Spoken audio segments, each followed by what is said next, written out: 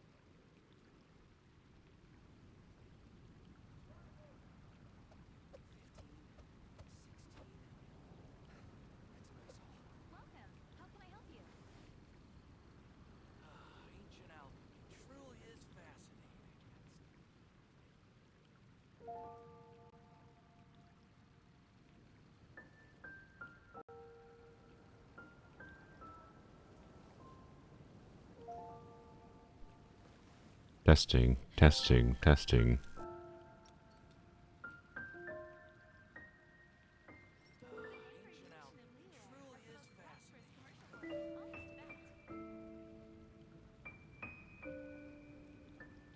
Okay.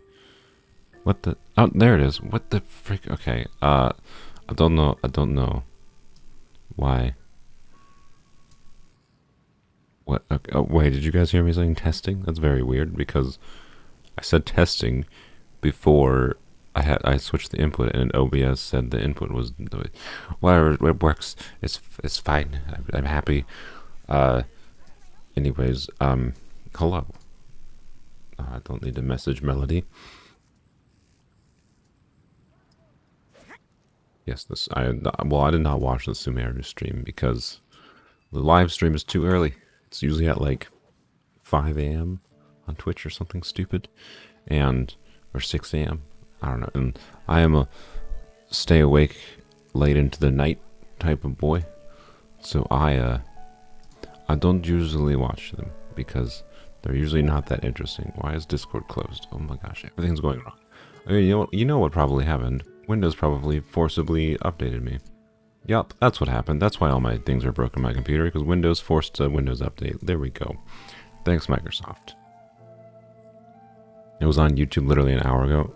Well, yes, but the YouTube one is delayed from the live stream one, from the Twitch one. Like, it's less live. Words. Boy, my language ability is good today. Anyways, yes, the live stream on YouTube just ended, but the point is, if it's after it was actually live, like when I'm watching it, like if I'm gonna watch it live, I may as well watch it with a bunch of other people, like at the same time. So I don't need to watch it. I do not need to watch it after the fact, and also it's usually just like filled with fluff that I don't care about. It's just a waste of time. I'd rather watch the trailer video and then just go to Reddit or wherever for a summary of everything in, because it's usually just like, here's a confirmation to the past month of leaks. Anyways, hello to everyone joining.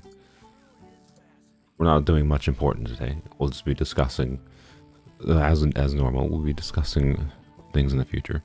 You know, almost 400 core lapis. We're probably not going to pre-farm for Zhongli because pre-farming is annoying. Well, we are going to pre-farm a little bit for Zhongli because we already need like 5 billion slime for existing characters, so we will pre-farm for slime. Although we're still probably going to have no slime when Zhongli comes, so yay, yay.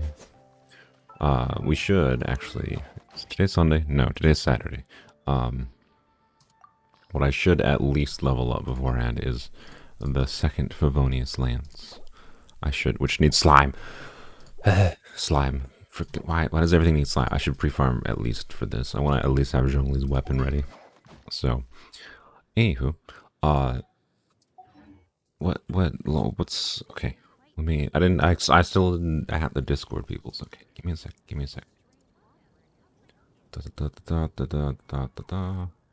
I have all my eggs in my basket today. I am prepared.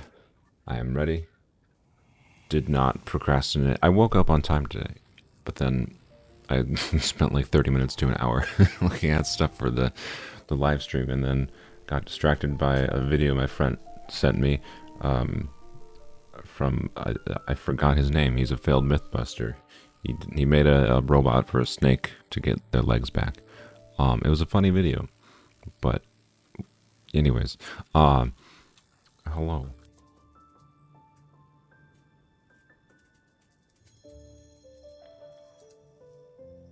I'm glad I can freely discuss things now without feeling bad about people that are like, oh, don't talk about leaks, even though, like, leaks are basically just what the live stream is, just without wasting your time.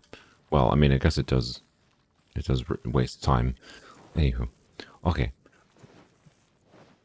Let's go claim our expeditions. Actually, let's go claim our goodies.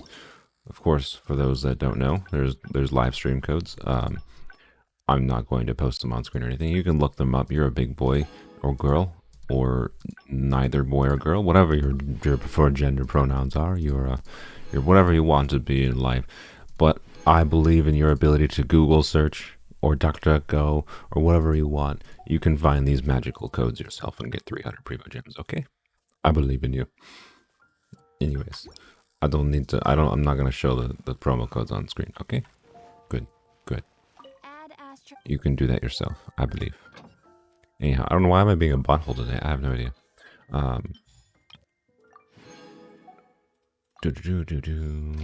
Alright. So anyways, yeah, 3.0. Maybe I should wait to discuss 3.0 a little bit. What? We're at, plenty of like 14,000 primo gems. Like 60-ish pity, question mark, I don't know. From Wishing for Yunjin. And thankfully, that means we'll get Zhongli guaranteed. We have enough primos to guarantee Zhongli. The annoying thing is there is Polearm. We know there's Polearm characters coming after Mr. Zhongli. So the worry is if we lose the 50-50 and we go to pity again, we will not have many resources for Mr. Cyno. But we'll deal with that problem when we come to it. We have about 5 million quests to do and a lot of exploration primo gems to get. So it probably won't be an issue to get Cyno even if we lose the 50-50 on Zhongli. But it'd be really, really, really nice to win the 50-50 for Zhongli. For those that don't know, Zhongli and the new character Tighnari was announced to be on the first half of the banner. Oh, this is today. Okay, well, I guess we're going to be boring today with our resident, and we're just going to, oh yeah, we can do this event. I haven't looked at that event at all. We can be boring today and just farm for Dream of Dandelion Gladiators. Gladiators? Speaking is hard. We can go for that instead to level up the Favonius lands. Get that done with. Every domain is available for 1.2 or 2.2 is going to be in the strongbox. Yes. So we did know about that from leaks as well. It doesn't really change anything for the Polearm account for me right now because this is such an early account for artifacts. It really doesn't change that much other than, notably, I don't think, did they announce officially of Pale Flame? Because from the leaks, Pale Flame was not going, and Tenacity was not going to be in the strongbox. But either way, I'll probably still farm some of this domain more because of the fact that I can use this on Zhongli, I can use this on the Rosaria. It makes sense. It's still resin efficient to farm this if I want both of these artifacts versus just farming Emblem. But anyways, I don't know if this one is actually in the domain. I know like all the other mod stats, so like Viridescent Veer Never is in the domain, Thundering Fury is in the domain, the Heart of Depth, Blizzard Strayers in the strongbox now, Crimson Witch is in the strongbox now in 3.0. So, it's good. It means you can spend the rest of eternity, and most people will get to spend the rest of eternity in this artifact domain. Good old Emblem of Severed Fate. And dump all their garbage into the strongbox. That's basically what everyone will be doing till the end of time. So, no Pale Flame or other newer artifacts. Yeah, that's what I thought. It's basically just like the launch edition artifacts that are in the strongbox, which is cool. It's a very good change in my opinion. But for us, it's actually not that meaningful because like I've been dumping some things into strongbox for gladiators anyways, because I actually did some yesterday and I recorded a clip of it and we got this piece. Wow, level 12. And I explained in the clip why this is a dead piece. I know many people would say roll this still is a dead piece, unfortunately. Not for if this was like an off piece, for like a timepiece or a circlet with those kinds of stats, you know, it could be used for an HP scaler or something, but it's bad. So anyways, compared to what we currently have, because right now we currently have a kind of bad feather on Xiao. Just like real quick overview. This feather is not very good, right? It's got all these sad defense rolls. It's got a low roll crit damage and a low roll and a high roll crit rate. Like, and then 9.7 ER. This is the only ER I have on Xiao right now, and I really need ER. So having something that like at best could be slightly like at best this could high roll crit damage and high roll crit rate, and it becomes slightly better crit value wise than this piece, and has no ER. And because it has no ER, it's just not worth it, right? Not for a slightly better gain in crit stats. So, anyways, so I'm not leveling this up anymore. It's just not worthwhile for us, but not for the less than a 1 in 4 chance it's better, right? And it's not even better. It's just it doesn't have ER. It's worse in my opinion. So, anyways, will I be saving Blue Fates for 3.1? No. I don't care about Tighnari's playstyle that much. It seems kind of boring. I got bored of Gani's playstyle relatively quickly, and Tighnari, because of the fact that Tighnari is on the standard banner, I have less complaints because, like, my initial complaint about Tighnari was, so they didn't announce his full kit, like constellations, everything in the stream. For those that don't know, his constellations basically fix his kit. Although they also did buff him during the beta. He's not bad, to be clear. He's basically a Dendro reaction focus Ganyu with, instead of AoE damage, which is one of the big things that makes Ganyu powerful, Tighnari is focused on single target damage. And it's not necessarily a bad thing. I'm glad he's not just Dendro Ganyu, right? But I don't really care for his playstyle. I'm glad they put a charge time reduction on him. Like charge time reduction when you're basically standing within the AoE of his skill. I believe you get a big charge time reduction, which is very good because charge time reduction is what you need for a charge attack bow user, in my opinion, to make them not kind of annoying. So, anyways, I think he's probably going to be strong as the first Dendro DPS, and there's no indication of another Dendro DPS coming out anytime soon, so he's probably going to be decent. If you are interested in him, pull for him, I would say. I am not that interested in him. I am happy just using the Traveler and Kale that you get for free. You get Kale, a free 4-star Dendro character for free for enabling Dendro reactions, and then to mess around with that. And then if I get Tighnari in the future on a 50-50 loss, I'll be happy, right? But the fact of the matter is that there's no guarantee I'll ever get him, right? So if you're interested in Tighnari at all, and you don't think you really need your primos for any characters after Tighnari, like Cyno, Nilo, Nahida, well then pull for Tighnari, I would say. But use your primos wisely. Don't fall into the trap of using all your primos because it's a new character. That's Dendro, in my opinion. Yeah. Next Dendro DPS seems to be Al-Haitham, since we saw his Dendro vision. Yes, that the Dendro Zhongli sexy man seems to be a Dendro DPS most likely. Question mark. We know nothing about his kit, by the way. We had no leaks. The only thing we know is that leakers have said he's probably in like a 3.3 or later patch. Anyways, I'm gonna do my commission instead of walking around here. Stop. There we go. Oh my god, teleport. Interface. Why is it freaking heck? It took me like 8 clicks to click on that correctly. Anyways, the main reason to pull for Tighnari is he has fluffy ears that floop around. That's my opinion on it.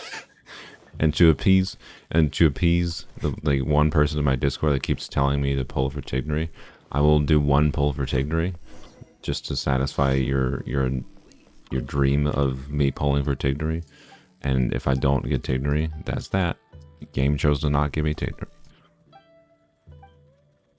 I'm actually going to be pulling for Zhongli on both my main account and this account. On my main account, though, I'm not going to... If I lose a 50-50 on my main account, I'm just going to be like, oh well, is what it is. So... I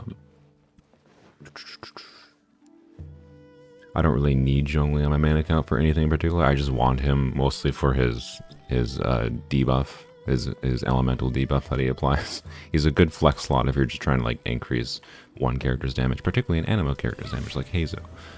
Down I go. What did this daily say to do? Go over here, apparently. If you win Zhongli's 50-50, you might go for C1 Kokomi. Really? Aren't all of Kokomi's constellations just like focus on having her deal more damage? I mean, I respect it. If you're on the DPS Kokomi train, I respect spending your primos on C1 Kokomi.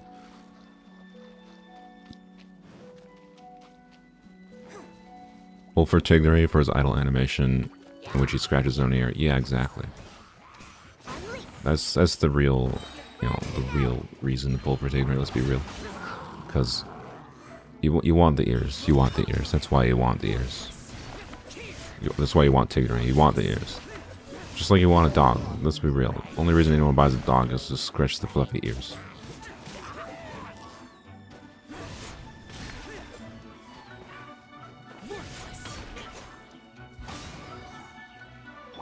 Why we're going for Cyno on the Polearm account, because he's got floofy ears. I think he has ears, right? I'm not misremembering. I think he has the same kind of ears as Tighnari. I hope I'm not misremembering. But I hope I didn't dream Cyno's ears into existence. Someone give you a Zhongli ritual? Yeah. Go on, hit F3 if you're on keyboard or whatever the button is on your device. Click the wish button and hope you get him. Not on the standard wish, to be clear. That's a bad ritual. Go on his banner, hit wish, and then hope you get him. That's the best ritual I can recommend. It has the highest chance of actually giving you Zhongli. Cyno has fake ears? No! I've been betrayed. I want real ears. Yeah, don't do it on standard. Zhongli is definitely not on standard. He's basically an Anubis. Yeah, that's why he needs actual ears. I want actual ears. Where am I gonna get my floppy ear fix? If on Polearm Only, if Cyno doesn't have floopy ears. What a nuisance.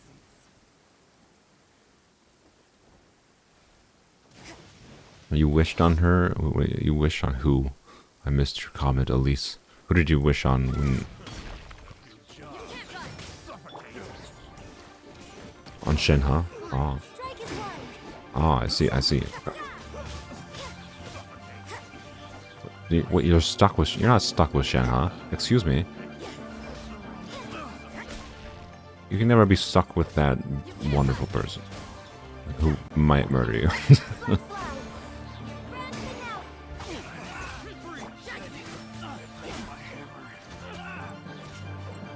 For those 10Ks. That number should go up even more when we get Mr. Zhongli. All the physical debuffs. The physical Rosaria team is coming together. It'll be... Actually, I don't know, we'll test like a full maximized Rosaria's physical damage. It won't necessarily be the best all-around team. Like I think including Zhongli for some off-field damage is always a good idea, potentially, and some melt reactions. But Yunjin, Zhongli, you get Geo Resonance for the Geo Resonance buff. When you're protected by a shield, you get Zhongli's slight physical shred, and then like a Raiden Shogun or something to get Superconduct going. Or Cyno. Well, no, Cyno probably isn't. I don't want to use Cyno as a reaction enabler for physical debuff. That would be sad. But I suspect we can get up to like 15Ks with a little bit better artifacts. 15, 20K physical damage on Rosaria in the future. With a team built around it, but we just don't have the characters right now.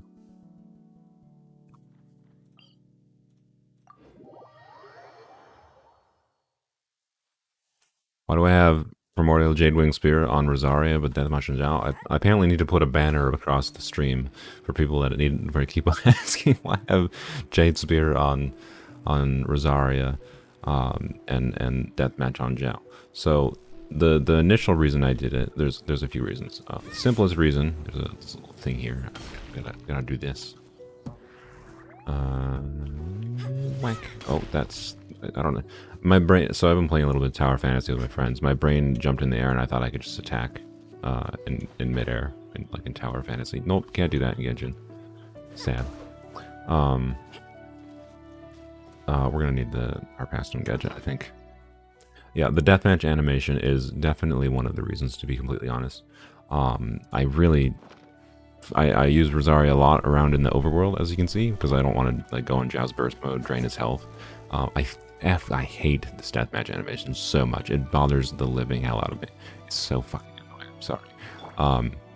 Yeah, I know we get new viewers every stream. It's just funny that so many, every time people's like, "Why isn't the Jade Spear on Rosaria? It's Xiao's signature weapon. You gotta give it to Xiao. I can use whatever freaking weapon I want on the character I want." But it balances out our stats more actually. So I know this crit rate looks low, but it's about 70% crit rate when you use Rosaria's skill. Keep that in mind. So it's actually not horrible for a DPS oriented Rosaria. So for demonstration purposes, I haven't done this in a while, so I'll show it. So I'll put Xiao back on the Jade Spear, right? And with a crit damage circlet, he has 61% crit rate, 180, and that's, you know, for some people that might be enough crit rate. I don't like that crit rate, and in the overworld here, it's fine. But like I was saying, I wasn't always I'm normally in the overworld. I'm just using Rosaria to clear out things rather than Xiao using his burst, right? And yes, like with Rosaria's crit rate pass along thing, I can give Xiao extra crit rate. But normally in Abyss, where like this stat balance matters more, I don't have any bonus crit rate from Rosaria, and it's just 60% crit rate. So like the overall average damage, the peak damage is obviously higher with this build right here. But for like actual overall consistency, I would actually switch to this because I have a good crit rate circlet with 28 crit damage here. This is actually a better balance, so it gives him more crit rate than he needs. But you know, 150 crit damage. So you know, sacrificing a bit of crit damage but gaining a lot more crit rate. This is a much more well balanced build. But then now this with the Jade Spear on Xiao does does about the same damage as that Xiao with Deathmatch did, right? But now I have a Rosaria that does less damage. So if I'm going to use this circlet and get the same damage with Jadewing Spear on Xiao right now, like if this didn't roll like actual piss garbage, you know, with no rolls into crit or attack percent, then maybe I would continue using the Jade Spear. But right now it makes sense for balancing your overall team balance, especially since I'm using the Jade Spear in the Rosaria in the overworld. I quite prefer Jade Spear on Rosaria right now, and it's our best weapon. So I'm using it on whoever I am enjoying playing the most right now. The main downside of Jade Spear on Rosaria is it don't match at all. It does not match Rosaria's color scheme. I'm all for using weapons for drip factor, and this ain't got the drip factor with Rosaria. I will acknowledge that. Anyways, let's do what I was going to say. I was going to do equip the Harpastum. Why did I build physical Rosaria? Wouldn't Cryo build deal more damage? I should build. Yes, got it. I should do a Cryo build potentially. Part of the reason was, no, really, freaking tree. Part of the reason was it just wasn't really resin efficient to farm for Cryo artifacts. Oh god dang it. Okay, let's try this. Bam. Oh, why? Oh my god. I hate, like, I'm pretty sure there's RNG on, like, the height that the stupid ball throws, by the way. It's so obnoxious. Either that or I'm just bad. I could just be bad. but, anyways, what was it saying? Oh yeah, it's physical DPS, because we're doing a lot of normal attacks anyways. Is it the best overall damage-wise? I don't know. It might be. Rosaria's skill has a low cooldown, and her burst you can keep with near 100% uptime. Well, actually, no. what? No, it's like 50% uptime, right? So you're dealing a lot of normal damage anyways with Rosaria if you're using her as a main DPS rather than a sub DPS, which normally, you know, is what you would use Rosaria for on a normal account. I would say you wouldn't say use her for normal physical DPS, but she can proc Pale Flame 2-piece. She can do the 4-piece set Pale Flame passive, and she can do a lot of physical damage. So it works quite well. I'm completely happy with the overworld. Is it going to be a viable Abyss team long term? Probably not. Hopefully we will get Shenhe in the long term, and and we can do a Cryo build with Rosaria, because Cryo Rosaria can definitely be strong. But I would like Shenhe to maximize that personally.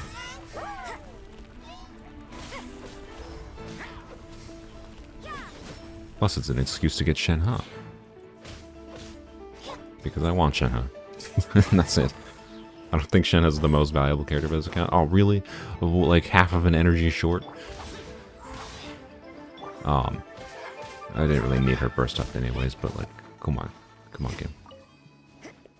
It's just annoying whenever you see your burst that full. It's like, ah, yes, if I had 1% more energy recharge, I would have had my burst up. But, oh well. Shenhe on main account too. Honestly, I'm probably not. If I get Shenhe on my Polearm account, I'm not gonna bother with Shenhe on my main account. I don't really have a use for her on my main account, other than you know, simping reasons, I guess. But I'd rather get characters on my main account for not simping reasons. Personally, believe it or not, I know I'm supposed to simp for characters constantly because I'm a Genshin Impact player. I'm only supposed to roll for characters I find hot or something. But you know, I don't. Kill me. Rosaria's C2 extends burst duration by 50%. Yes, I do recall that. Yeah, you definitely want that C2, particularly for a Cryo build or a whatever build, or like a support build for passing along crit rate, because her crit rate passive only passes along when her burst is up. So, you know, lots of reasons. You know, a Cryo build is potentially more viable, and you know what? As time goes on, even if we don't have Shenhe, we'll mess with Cryo Rosaria, right? And Cryo Rosaria has potential because Zhongli is a good off-field pyro enabler, so you know we could do off-field pyro damage for pretty consistent melts. So there's definitely an argument to be had that a Cryo focused build is better, for sure. But it was just easier, more resin efficient, and it's a simpler playstyle. I can't believe he didn't die. It's a simpler playstyle for the time. There's a chest here even for killing those slams. What a world. Lovely. I was going over to the Sealy. I was getting distracted by Sealy. Oh, let me. I got the Windcatcher now. Yay. Get back to NRE so I can heal a little bit. People said for a while that Shenhe would be like Kaza. Really? I mean, I find her really odd in how, hey, there's a little thingy that was trapped in there. You're free, little buddy. I'm gonna wait to get this. So yep, there you go. You're gone. Okay, get this. I don't know why I decided to need that, but where did the ceiling? Oh, there it is. Okay. What was it saying? Oh, Shenhe is like Kaza. I mean, the longer the game goes on, the more Cryo DPSs there are. And support characters always have more potential long-term viability inherently because of that. Whereas DPSs are only as relevant as interested as you are in their kit, basically, right? And in their obviously in their damage output. And a particular support coming out can increase a DPS, right? Like Yunjin coming out significantly increased Yae Miko's damage output, right? But point is, the Shenhe is a really niche support character. Like specifically, she's a Cryo support, right? And like I find her weirdly, she's a very strong in a Cryo damage focused team, right? Like that, she's a 5-star, and she has a 5-star buff for a reason. But her overall kit design, like not the numbers she causes, but her kit design feels more like a 4-star to me. I don't mean to insult Shenhe's kit, but with how niche it is, it feels like more a niche 4-star support than it feels like a 5-star. And the only reason she's a 5-star is because she like has actually an insane buff to cryo damage. Like she's very strong for buffing cryo damage. But I like Shenhe. I feel like her kit's a little bit odd though. That's all I'll say. We have an excuse to use her for like cryo Rosaria though, so you know what? We'll go for her if we. As long as there's not more important characters at the same time. Like, if they don't, as long as they don't do us dirty and do like a Raiden Shogun along Shenhe, we'll go for Shenhe. That's what I'll say. Because I want Shenhe. Definitely want her. I want more options for more flexibility to build teams in this account. That's the main reason. So, she's niche, but the best in her niche. Yeah, absolutely. But 5-star niche support character is just odd. I'm not mad she exists, but it's just interesting, right? I insulted Shenhe. I did not insult Shenhe. Shenhe cannot be insulted. Wow, there's a chest in it. Wow, okay. Well, I'm getting so many goodies from general exploration. It's almost like this game is designed to explore around or something. Weird. How weird. Oh, we have to kill a balloon. Yay. Yeah, Shenhe's eyes are pretty. Shenhe pretty. That's the best good reason to go for Shenhe. Anyways, this was supposed to be discussion about 3.0, and we've... Oh, I can do this thing now. Oh, we should do this. Oh, gosh, okay. We've gotten very distracted in the stream already. Not at all what I intended to do, but it's fine. I don't have any particular plan other than just, like, general farming, so we're gonna do this, because I can do this now, with Yunjin. Anywho, what was it saying? I don't know. Shenhe's good. I like Shenhe. Support characters in general have higher long-term utility, even if they have a niche kit. So I like them. Like if say the situation happens like Shenhe and Hu Tao, I really like Hu Tao's character. But if Shenhe and Hu Tao are running together, I think the priority is Shenhe personally. So I'll be pulling for Dori on my main account. Unfortunately, I already have Kokomi and I already have Ganyu, and I am going to be going for Zhongli. As fun as Dori looks, I don't think she's going to be like... She's built to be like an electro healer, right? I had to kill... Whoops. I don't think she's going to be like the best unit or something. I already have an electro healer. If I need like electro application for like off-field electro for enabling Dendro in the form of Kuki Shinobi on my main account, so I don't think kit-wise I have a main reason to go for Dori. The only reason to go for Dori is because, like, I mean, she looks really fun. I would love to try a physical DPS build for Dori, but because those normal attack animations are like 10 out of 10. Just saying. No, I don't want to read the freaking sign. Give me my rocks and leave me alone. But anyways, Dori looks fun, but she looks like, from what we know of her kit, she's not built to use her normals, so I don't think she'd be that good.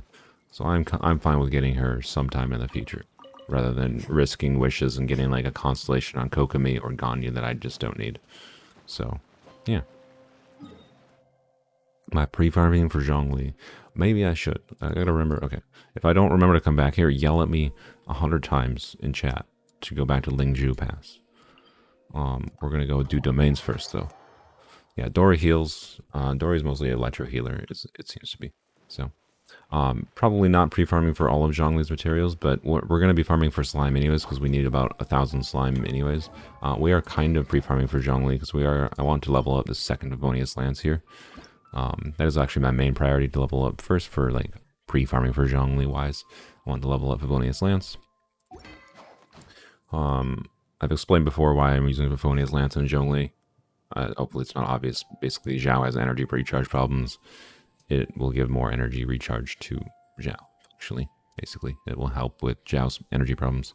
So, we're giving giving Zhongli Favonius Lance. But anyways, we're going to level this up.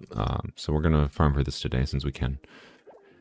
And then we're going to farm for some slimes, and then we'll probably just do like general exploration, whatever that picture gear event thing is. Core Lapis, I don't get. I think. Well, I don't know. Maybe I should pre-farm, because if I pre-farm that, I won't have like co-op bounce for Core Lapis. But enough people have Zhongli now. I don't think it'll be hard for me to find people in co-op to just bounce around worlds and get core lapis. So I'm not too worried about it. Anywho, yes, we're going back to Lingzhu Pass after. So Lingzhu Pass after the domain of whatever's the domain of the shackles, the dandelion gladiators. Yeah, I mean, you're just gonna yell into the place you told us to yell at you about. Yeah, that works too. That works too. Add Astra. Thank you. Give me my primos. Yay. We're gonna get to. We need like 1,000. We should try to get to Air 52 today. Before taking it over, We'll get to. I think Yunjin was having a voice line for friendship. I'm sorry I interrupted you, Yunjin.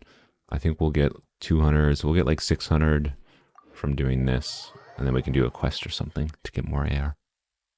Yunjin build, please. Sure, I'll go over that real quick. 2,500 def, 2-piece emblem, 2-piece husk. We've ended up on a decent build for Yunjin. That's a lot of defense.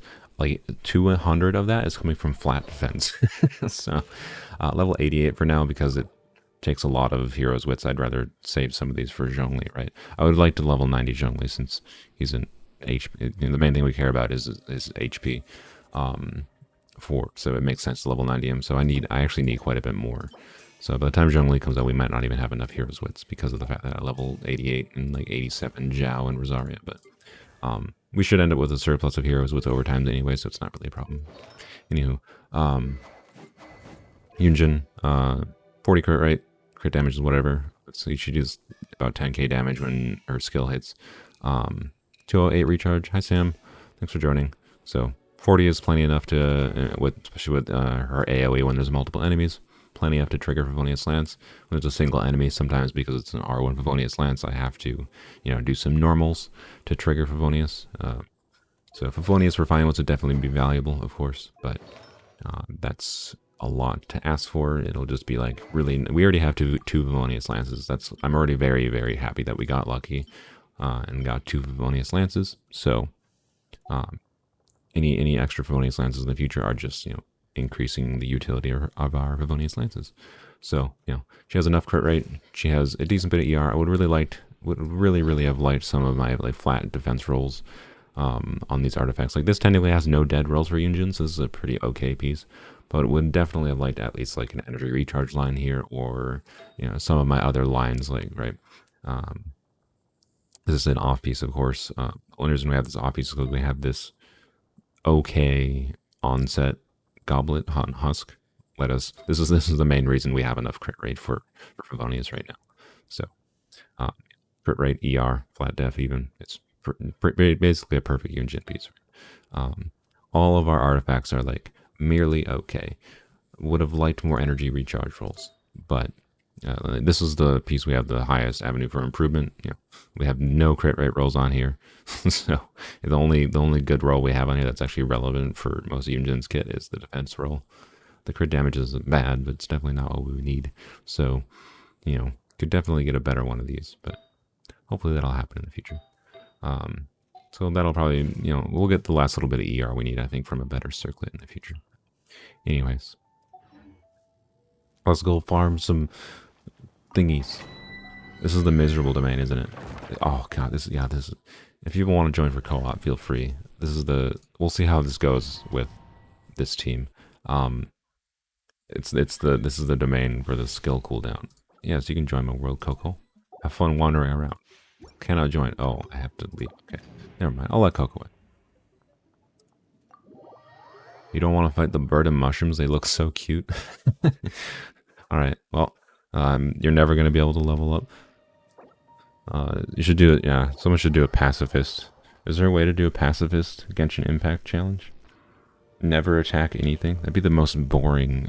It would not be like a permanent. It would not be a, hello, Mr. Zhongli. We will have you soon. Welcome back, Coco. Hello, Lemmy. I don't know if you ever joined before. But yeah, if you're never going to attack, you don't attack the cute things. I guess you could do more like middle ground approach. Yeah, don't attack the cute things. Just burn everything to death. Yeah, I'm a pacifist, but I'm not against arson. That's the challenge. Okay.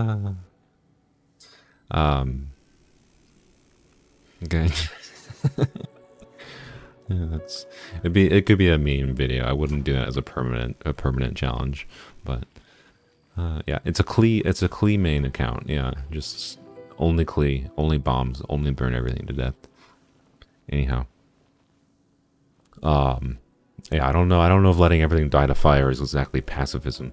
Oh, Zhongli is staring deeply into Raiden Shogun's eyes. That was interesting. Is there something going on there? Okay, I guess we're just gonna do it with Coco and Lemmy here. Although I'm sure as soon as I hit co-op here, it's gonna probably have another person that wants to join. Yeah, Rosaria Unit works fine. We'll get the Geo Resonance going. Oh, actually, no, we won't get Geo Resonance because that only affects you when you're affected by a Geo. Oh well. Unless Lemmy has C2 Zhongli. If so, we rollin'. Oh god, I told you. I freaking told you. God dang it, Koi. Why are all your timings terrible? Is there a leak what weapon Kusanali will use? I believe Catalyst is the rumor.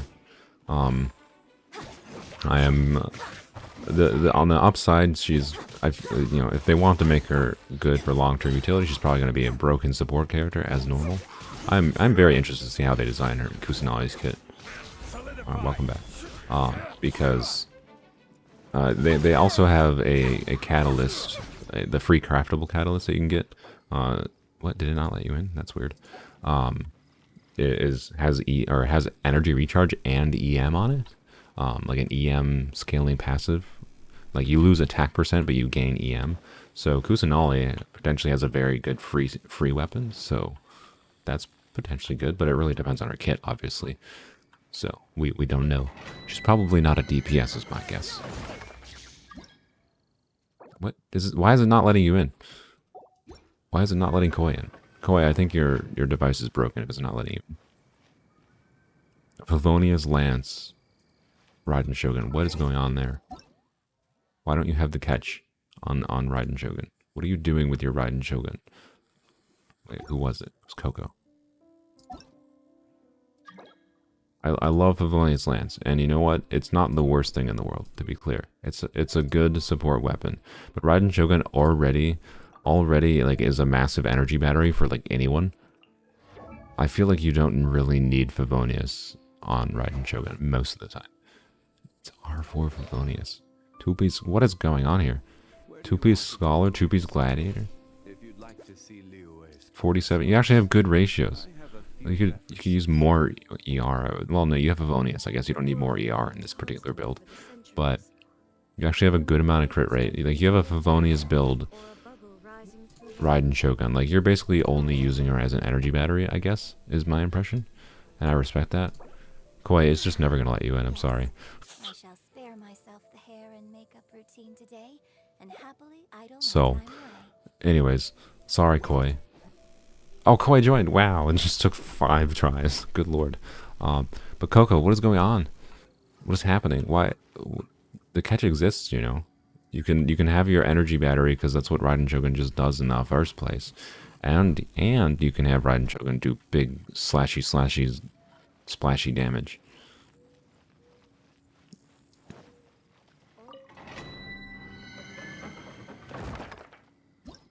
Did I misclick the accept button once? Oh, okay. I'm pretty sure I clicked it multiple times. Anyways, Who's now? Someone's not here. Coco. Coco might be typing their response to me dissing their Raiden Shogun in chat.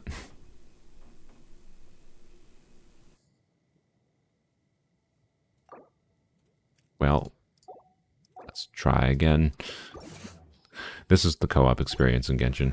Co-op is much better in Tower of Fantasy, which is not a surprise since it's made as an MMO. I shouldn't say it's much better. There's some annoying queue issues. Are you didn't get the invite? Okay.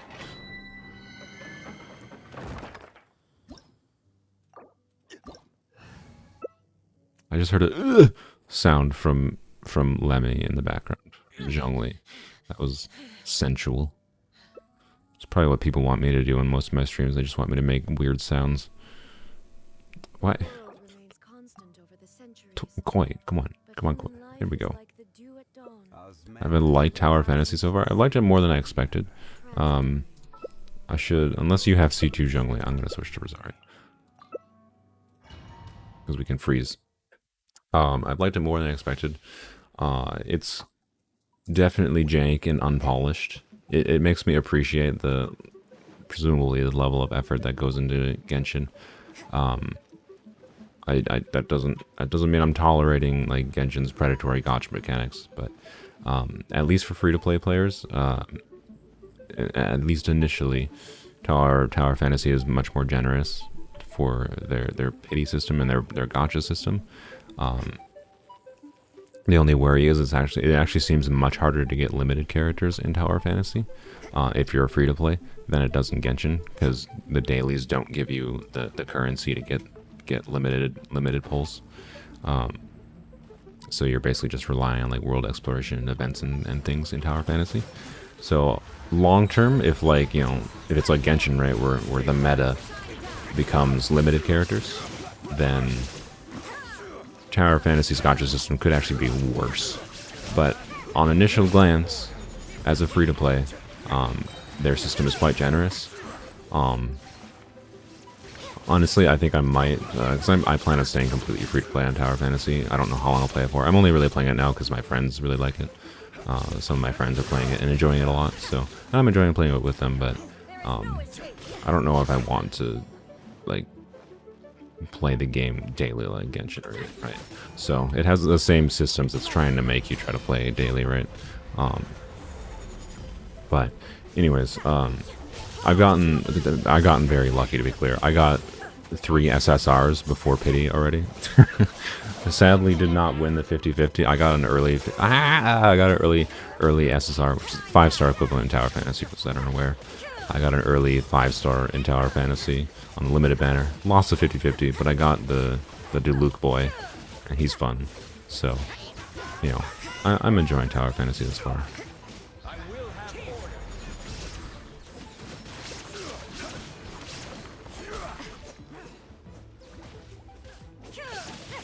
Also, the hammer is objectively the best. Are you talking about the hammer in Tower Fantasy? I really like the hammer weapon, the 4-star hammer weapon. Let me go.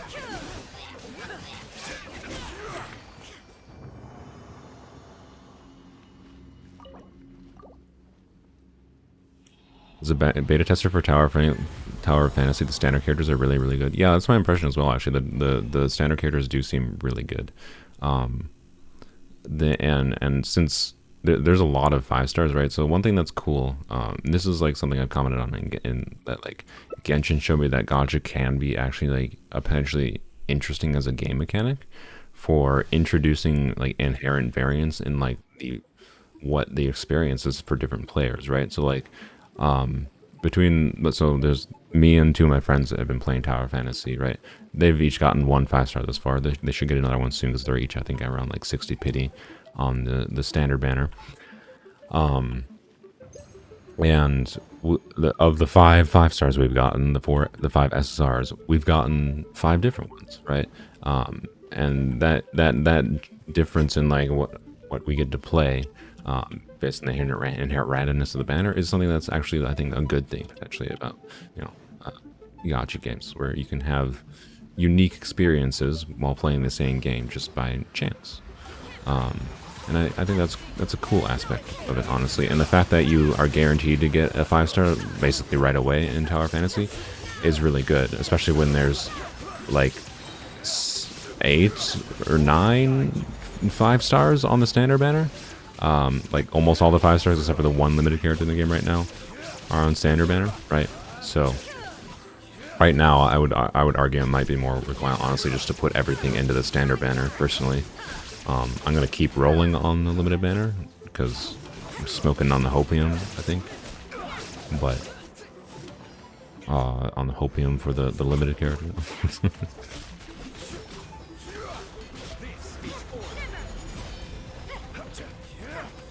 anyhow, Tower Fantasy, my overall thoughts on it is also it's much more MMO. It has MMO style things going on than Genshin. Surprise, because it's an MMO. And I think that's its niche, right? It's a Genshin style MMO with much less polished, but it like acknowledges that it's not as polished and kind of leans into that a little bit, I think. So it's kind of like a so bad it's good type situation for me. I've been enjoying Tower Fantasy, and I hope they do well, honestly, because it's the most direct competition I've seen to Genshin, and competition is good. If Tower Fantasy steals playtime and money, most importantly, from... Ooh, that's pretty good. And money, most importantly, from Genshin Impact, right, from MiHoYo. MiHoYo might change their systems. Everyone could benefit from competition, right? Let's say MiHoYo, the best situation would say MiHoYo, I don't know, as a result of people like being pulled to Tower Fantasy because the gacha system is much more generous for free-to-play, MiHoYo's response is to make, do the same thing where there's a... Coco, you are, like, on death's door. Good lord, you have, like, 1 HP. Look at that health bar. But, anyways, Tower Fantasy as competition, right? MiHoYo could implement that system, say, where if you get an early 5-star, you don't lose your pity. That would be amazing, especially since MiHoYo, has the guarantee system. That's one. Oh yeah, that's one thing in Tower Fantasy that scares me about limited banner. That I think as a free to play, it makes it very hard to get a limited banner character unless you just get really lucky, because there's no guarantee system other than just getting to 120 pulls, and you can just buy the limited character from the shop. But you lose the currency that you get for that between limited banners. So unless you have saved up for a long time, you probably cannot guarantee getting a limited banner character. Versus in Genshin, you can lose a 50-50, and you can just save that 50-50 for as long as you want, right? It doesn't matter how many Primo Gems you have. So Genshin's system is, from what I can tell right now, much better for limited characters, actually, with the guarantee system. But for free-to-play, for standard banner characters, and right now the standard banner characters in Tower Fantasy are the most relevant, not the limited characters. It is much better, right? So that's why, like, on initial impressions, everyone really likes Tower Fantasy's gacha system, but I am scared of the long term for their gacha system, is what I'll say. So take everything I'm saying for complimenting Tower Fantasy's gacha with a grain of salt, because if it becomes really focused on limited characters in the future, there's going to be a heavy pressure with the existing system to just purchase stuff. So.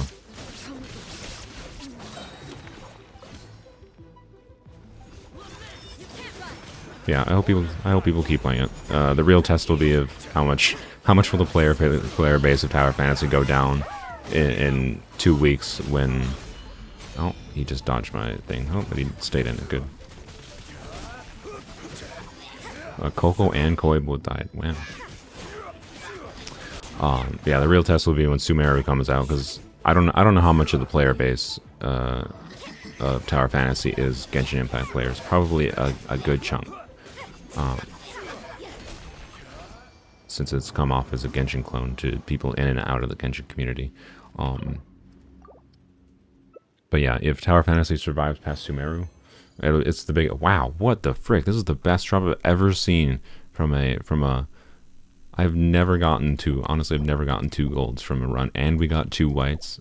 Like, wow. This is actually, I think, the best drop. This is probably the best you can get from 1 condensed resin. Wow. That's very nice. Never seen 2 golds in the first place, I don't think, from a weapon, whatever domain, whatever you call these. Let's see how far we can take our lance right now. That's very nice. That just means we save on resin, so it doesn't really matter that much at the end of the day. But it's very nice to have that. Weapons, switch, enhance. Oh, we need these. Okay, cool. Well, I guess what we're farming. Well, before we farm that, because we don't need to farm that right away, let's go to Xingqiu Pass.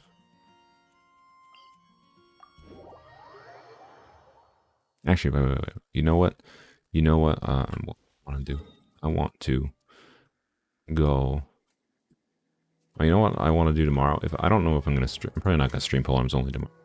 I might not stream it at all tomorrow. I have no guarantees to a Sunday stream. Basically, it depends on how I feel when I wake up. I need to level up Yunjin's talents here for co-op, for co-op purposes. But this is probably gonna have to be done tomorrow. Yep, Tuesday, Friday, Sunday. So I'll have to do that tomorrow. Hopefully, I remember to do that. I want to get this to level 3 at least. That takes like no time at all. Hopefully, level 6 ideally. But anywho. Keep asking about Tower of Fantasy, what SSR to get. I have gotten, call it streamer luck, except I didn't get it while streaming. I gotten 2 earlies actually, so I'm not talking about the free 30. So the one I got for free was I think, is it Zero? I don't remember his name. The Zhongli Pyro clone, the dude with like the Pyro Catalyst weapon. I shouldn't say the dude. It's the Pyro Catalyst weapon. The red thing that creates the red dude that creates a shield. He's honestly the most boring one. He's not bad. But it's like he feels like bad Zhongli with a 60-second cooldown on his shield. Not great, honestly. That's what I'll say. But then I got lucky. I got King on the limited banner as an early 5-star, which is the big scythe weapon. And that has a lot of like big AoE damage. Is good for going through shields. And then I got the bow. The bow ice user, which is good for single target DPS, so I'm very happy with the state of the account, mostly just because I got lucky. Why am I attacking this dude? I don't know why I'm attacking this dude. I'm just angry at this dude in particular. He made noises and I decided death was what he gets. But anyways, I was gonna say I want to get to AR 52 first before we do this. Actually, I don't know, does this Xingqiu Pass thing count as a quest? We might just get AR from it, but... Alright, there we go. Tsubasa, King, and Zero. Yes, that's who I got, yes. Tsubasa, King, and Zero. So I am having quite fun with those. My current ones I'm using Tsubasa, King, and then the hammer. For my overall stuffs I'm doing in the game right now. Let's see. So where was it? It was over here. Luapul. There's a quest over there I can do real quick to get some AR. I don't know if I can do it in co-op though. I think it was this one. Yeah. I think I've already done most of the quests. I literally just have to go and unlock the room and then fight some enemies. Should I say for Kokomi and Ganyu? As Tighnari will be on the standard banner anyways. So, one thing to keep in mind, Tighnari is going to be on the standard banner in 3.1 and after, I believe. So if you lose a 50-50 on Ganyu's and Kokomi's banner, I'm quite confident you will not be able to get Tighnari. If you're going for both Kokomi. I don't know if you're a dolphin and you're just going to spend to get Kokomi and Ganyu regardless, or if you're just hoping you get lucky to get Kokomi and Ganyu. Kokomi and Ganyu work really well together for like a freeze team. I quite enjoyed playing Kokomi and Ganyu, but I stopped playing Ganyu as a DPS for the most part, so Kokomi I still use now. So I find Kokomi to be the most valuable, personally, of all the characters running. Tighnari is the most interesting as like a new element, of course, in the game, and but I don't know if you're interested in Tighnari and you want Kokomi and Ganyu and you're free to play or low spender, like if you only do what's it called, Welkin and Battle Pass. Oh, I have to beat enemies out here. Okay, I would have waited if I knew that was gonna happen. Oh, this is not great. Uh-oh. Ruh-roh. This is a non-ideal situation. Good, I grouped them all together. Alright. They're all dead. Bam. Oh, they don't all die. Sad. Weird. Freeze them. Nice. Very nice.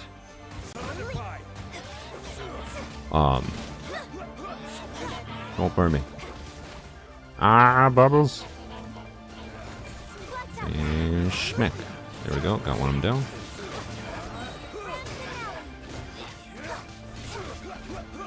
What was this thing? Oh yeah, so I don't know. If you're a low spender or free to play and you want 3 characters, that's a bit rough. That's a bit rough. You're really gonna have to say, I'd say pick one. And if you can't decide, I don't know. That's a hard one to go for. I would say Ganyu is the safest bet if you really want a DPS, but Tighnari has more fun potential for like messing around with different teams. So like, if I was picking between Ganyu and Tighnari right now for like a bow DPS, like if I'm interested in that bow DPS playstyle, charge shot playstyle, I'd be more interested in going for Tighnari, honestly. Ganyu has more proven power though, and Ganyu is also easier to build, notably, than Tighnari will be at C0. Substantially easier. Look at the core lapis for free. Thank you. Give me my goodies. AR-52, just like that. Wham blam, thank you, ma'am.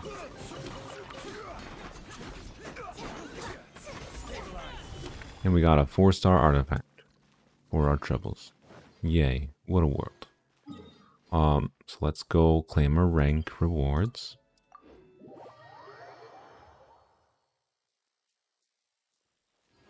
Then we'll go back to Lingzhu Pass. Did we get a chance? Did we get? We did not. We might have gotten a few of those from that chest. I didn't pay attention.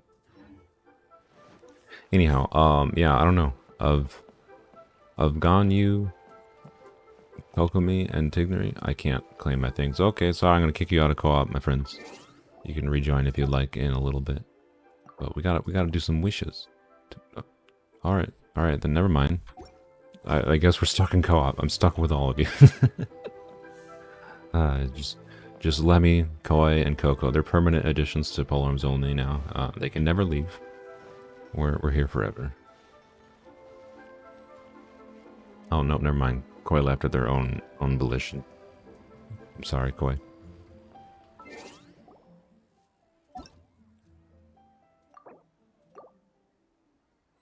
There we go. Okay, goodie. I think we get one whole standard wish from this. One whole standard wish. Wow, and 2 resin. Wow. Okay, well that's good. That should guarantee I can get Yunjin's talent leveled up. I'll probably use those tomorrow for Yunjin's talents. Let's go. I guess. I mean, we don't even really care about anything from the standard banner, but we may as well go get a fortune and do the wish. The wish. You never know. Maybe we'll get a Skyward Spine. Maybe we'll get a what's it called? Say another Primordial Jadewing Spear. Skyward Spine would be the most useful. Having more weapon options would be nice. We could put Skyward Spine on like Raiden Shogun, for example. If we get that, that would be very nice. Hello, Gendo.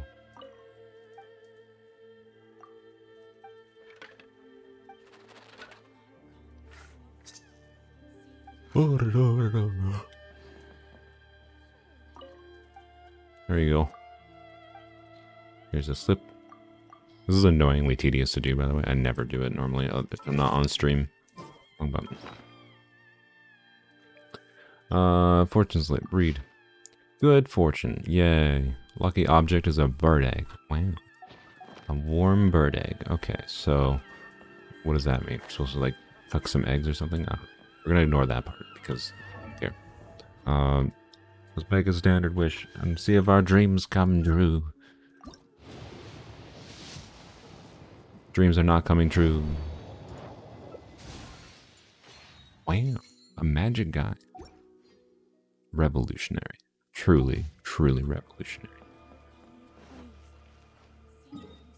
I agree, Ganyu is much more versatile. Ganyu has more long-term potential utility, I think, than Tighnari. But I don't know, I don't remember what Tighnari's cooldown. If Tighnari has 100% uptime on his skill, or can have 100% uptime on his burst. Oh wait, no, his burst is on an AoE. His burst is just like a single target, big damage. No, if he can have 100% uptime on his skill, I think Tighnari could be useful just as like a Dendro support as well for Dendro application. Because he has an AoE Dendro application skill, right? You could put Sacrificial Bow on him to use his skill more, potentially to make it 100% uptime. So Tighnari has potential as Dendro support as well, I think. But yeah, Ganyu is the safer DPS pull, but Tighnari is the more interesting one. Let's go. You guys can rejoin now if you would like. Since we're done with the wishing. Did my chat die? Normally people are like, oh my gosh, like, what an amazing poll. I feel like my chat died. Or everyone literally died. Is the apocalypse finally happening? Is it finally here? Am I finally freed? Just chilling. Hello, welcome. I think my YouTube chat just died. It's probably gonna... the YouTube chat sometimes does this where it will sometimes just like not show anything. No, no one's just chatting. Okay. We're all dead. Alright. I'm never freed. Damn it.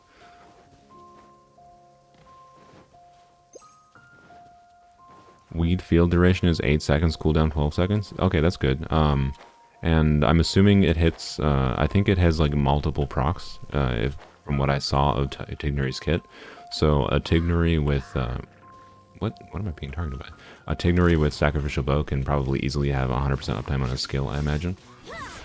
Which is pretty good. So I think you definitely can use Tighnari as a Dendro support, potentially. But you could also probably use other characters for that. But having a skill with a big AoE Dendro application, I think, is potentially much better than, like, you know, Traveler's AoE burst, right? And Kale's AoE burst, right? It's just much easier to have that on a skill. So, I think Tighnari does have actually Dendro support potential. And now you have me thinking I should pull for Tighnari on my main account. Just because I realized I could put Sacrificial Bow on him. God damn it. Maybe I will pull for him.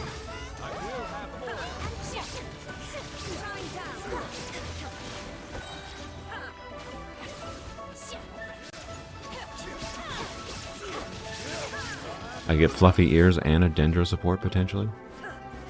Fluffy Ears, Dendro support versus Zhongli Shield. What's better?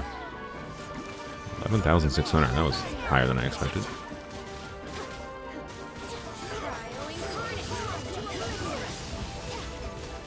I don't know. Maybe I will. I'm not gonna like go to, if I lose a 50-50.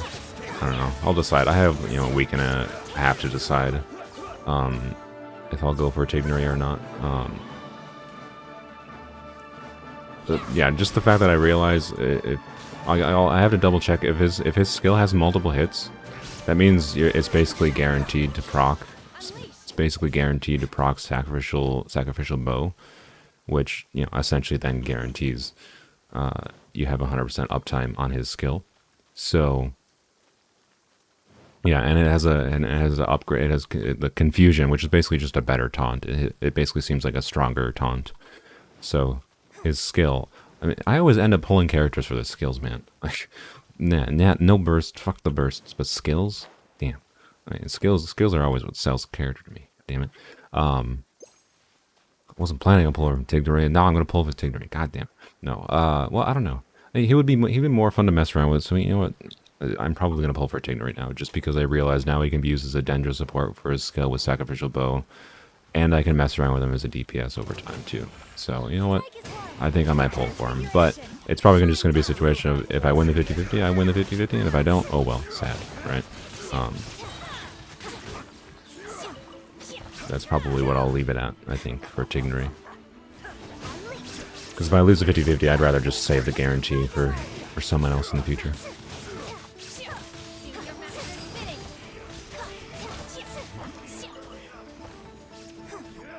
One nice thing about a Polearm Only account is it makes pulling quite simple. Is it a Polearm character? Will I pull for them? No. Or is it, wait. If it's not a Polearm character, I will not pull. That's basically the decision. The decision tree on Polearm Only is it a Polearm character? Is this a Polearm character? Is this a Polearm character? Is this a Polearm character? No. Will I pull for them? No. So no Tighnari on Polearm. But this is gonna have a bunch of. Oh, I didn't activate a single flower. Okay then.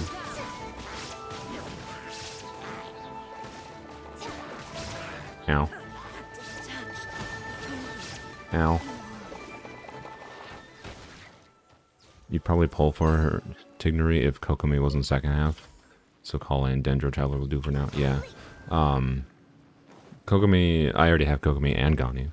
I don't have Zhongli, but Zhongli only has value to me not for his shield and just for his debuff that he applies. So I think I'd rather have a Tighnari that's potentially a support Tighnari than a Zhongli. Because Tighnari, I think, could be... Oh, do we have to stand on multiple things? Where's the other one?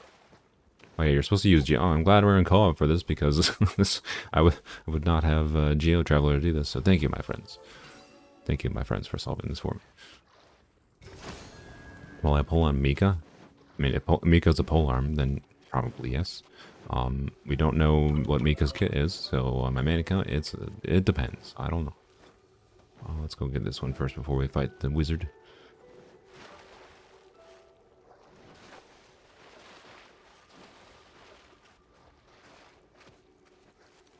My biggest hopes for after 3.0, by the way. So Cyno is basically guaranteed to be in 3.1. Cyno seems to be the anniversary character, so what do we have to do for this one? Oh, we just have to activate. Okay. Lemmy's got Xiao, so I'll wait for Lemmy here. Cyno is probably going to be on the first half. Well, I don't know, he could easily be on the second half, but I feel like they're going to make the DPS character on the... Oh, this is... Oh, there we go. Okay. Oh. There we go. Okay. It was a little bit of a struggle, but you got it. I feel like they're going to make Cyno the first half. My only hope is that they put Candace on the first half as well. Candace is the rumored Hydro 4-star Polearm user. It might be a bit rough if Candace is on the second half with Nilo or something. Gotta let the doggo out.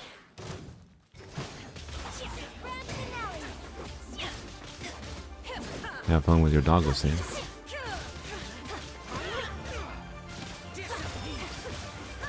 Mika's rumored to be Claymore. Alright. I mean, well, not on Polearms. I'd be very down for another Cryo character, though. Cryo 4-star. Be nice to enable the Cryo resonance.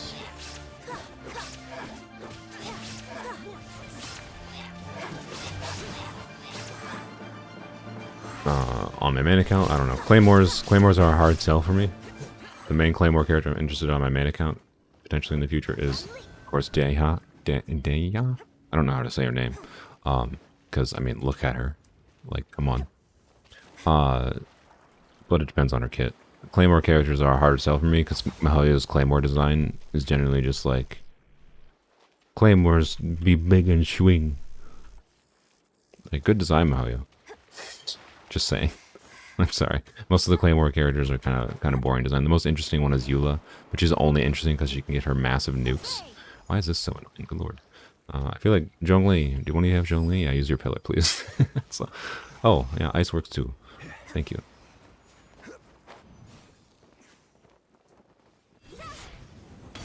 Bam. Yay! Thank you. I think we got a couple more things to get. There's a Celia over there. All the goodies. No need to stand on ceremony. I'll just take this. Yay, thank you.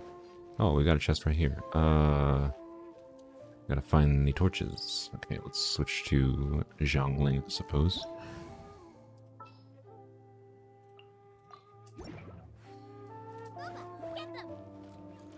Okay, good. Good job, Guoba. You targeted the thing. I think one is up there. Oh, hello. One's right here. Let's use this. Ow.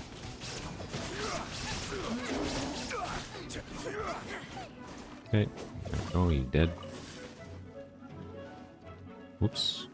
Camera whacked out there. Let's see. There's one up here. Good, good. With some conveniently placed barrels. Whoa, we'll go. Run away! Perfect.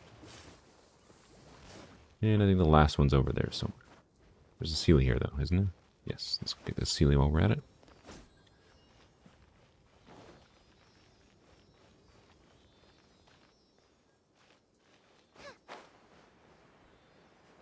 Yeah, if Deya's kit, you know what? Mihoyo could learn some like big heavy weapon design from Tower Fantasy.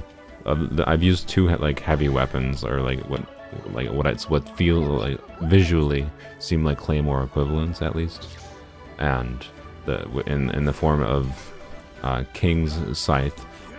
Is like a big scythe that you swing around. Is really fun to swing around, and has a big AoE damage on his burst that like constantly applies. Like that kind of kit design would be really nice on like a Claymore unit in this game.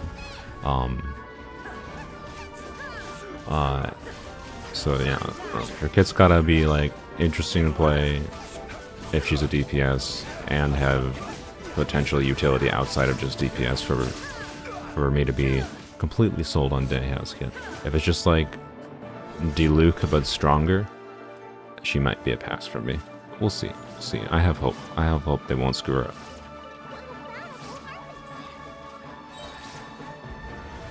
There's a slime down here. It must die.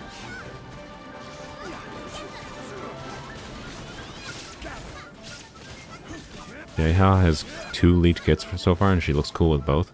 The fact that she has 2 lead kits means you shouldn't trust either one. Just saying. Until we have a leak about, like, a reliable leak about, from Chasm, Uncle Chasm, that like she's coming out in 3.2 or 3.3 specifically. I'm not gonna personally trust any leaks about her kits quite yet. That's my opinion on it. Alright, I think we're done here. Yay, thank you, friends.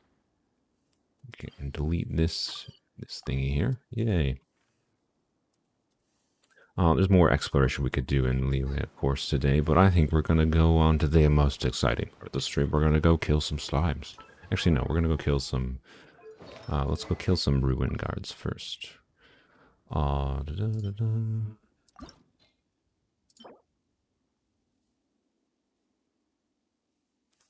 King or Zero? I'm pretty close to that, getting the SSR box, and I really want Zero, but King's weapon just seems so much better. For what it's worth, I think Zero is kind of meh. Like, maybe he's better than, maybe in the long term, he has a more of a support role. So if it's like, if we're using Genshin logic, Zero might be better long term for his shielding ability. But his shield ability is on the skill of the weapon. And the weapon has a 60-second cooldown. So like, think if Zhongli had a 60-second cooldown on his shield, right? And honestly, the shield doesn't seem that good at blocking damage. And I have found the pseudo shield you get from the Pummeler, that's the cat girl, that hammer. I found that more useful because when you switch to it, you gain like a damage reduction or whatever. I have found that more useful than Zero shield. So Zero is really only useful for his like, he's like a mixed like AoE damage, and he does the shield. So like, I don't know. Of the 3 SSRs I've gotten in Tower Fantasy thus far, Zero is the most meh of them. And I'm not even using him right now. So, using that weapon right now. Why did I navigate? I don't know if I navigated properly. Let's just check my map. I did not. God damn it. If you need a good DPS, Sumeru is a good choice. I think Samir's the gun girl. Yeah, I might choose that from my SSR box. She looked pretty fun to play from the videos I saw. I'll whip one up in no time. We shall see. I'll have to wait until see what I get for pity, because I'm like 20 away from pity on the standard banner for my 4th SSR. Which is very lucky, to be clear. Don't necessarily expect you'll get 4 SSRs like I did. I got lucky. There's one right nearby. How convenient. Let's go, murder. Aether, may you join? I think we're full right now, and I don't want to kick anyone out or anything. So sorry, Aether. But I think of the bow, it was the only one I didn't have. I really like it. It's really fun. It honestly, so like. It has a mechanic, like they do really good things with their combat mechanics, honestly. I like the variety of the kits for like all the weapons they have in the game. Let's switch to Zarya here. Let's go this way. I didn't screw that, Haley Turtle. So the weapon design, right? So you can do like auto attacks. Her auto attacks deal quite a lot of damage. I was surprised how much damage her auto attacks did. But then her kit design is like you do a dash and a shot. So primarily the weapon seems to be designed around, dashing using the shot. It's basically like the equivalent of like doing an instant charge shot in Genshin, kind of. It doesn't have like and then her skill has a very low cooldown for like an AoE damage.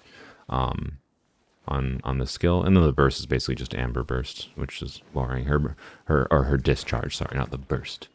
The weapons discharge is the lamest part, but like when I'm using King's weapon and Subasa's weapon together, it works really well because I'm using King's weapon more as like for the huge AOE the damage that you get from the skill on King's weapon, which has a long cooldown, it's like a 30-second cooldown, and then of course the discharge. So basically I'm using like main DPS, the bow, and then switching to King to do big like AoE damage.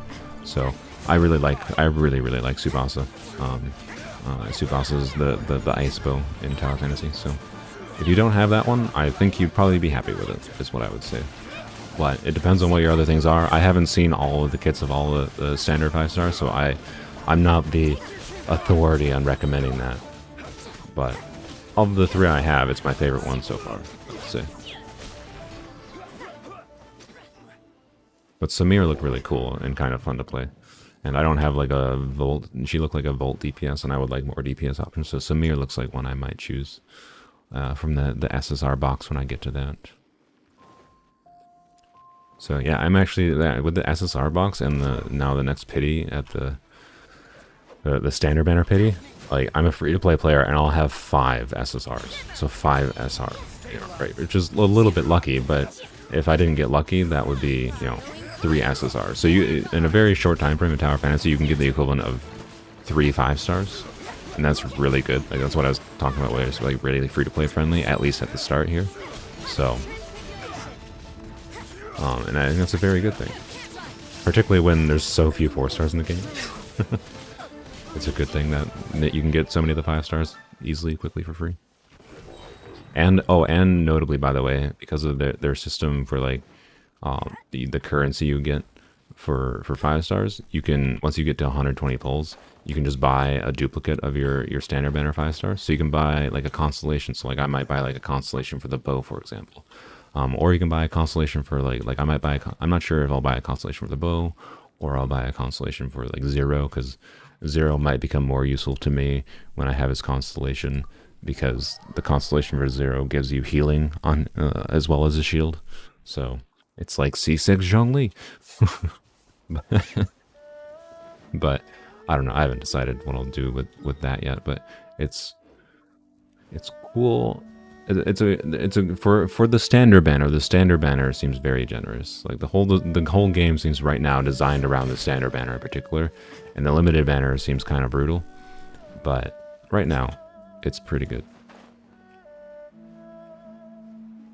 Yeah, there's only 5 4-stars, which is SRs, characters, not like little upgrade pieces.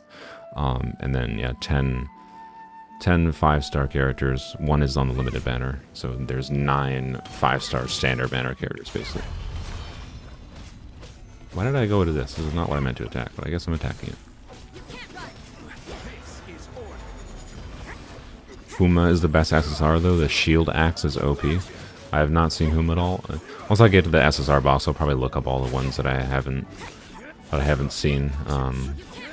And hopefully my friends will get some so I can like see them in action or whatever in game. But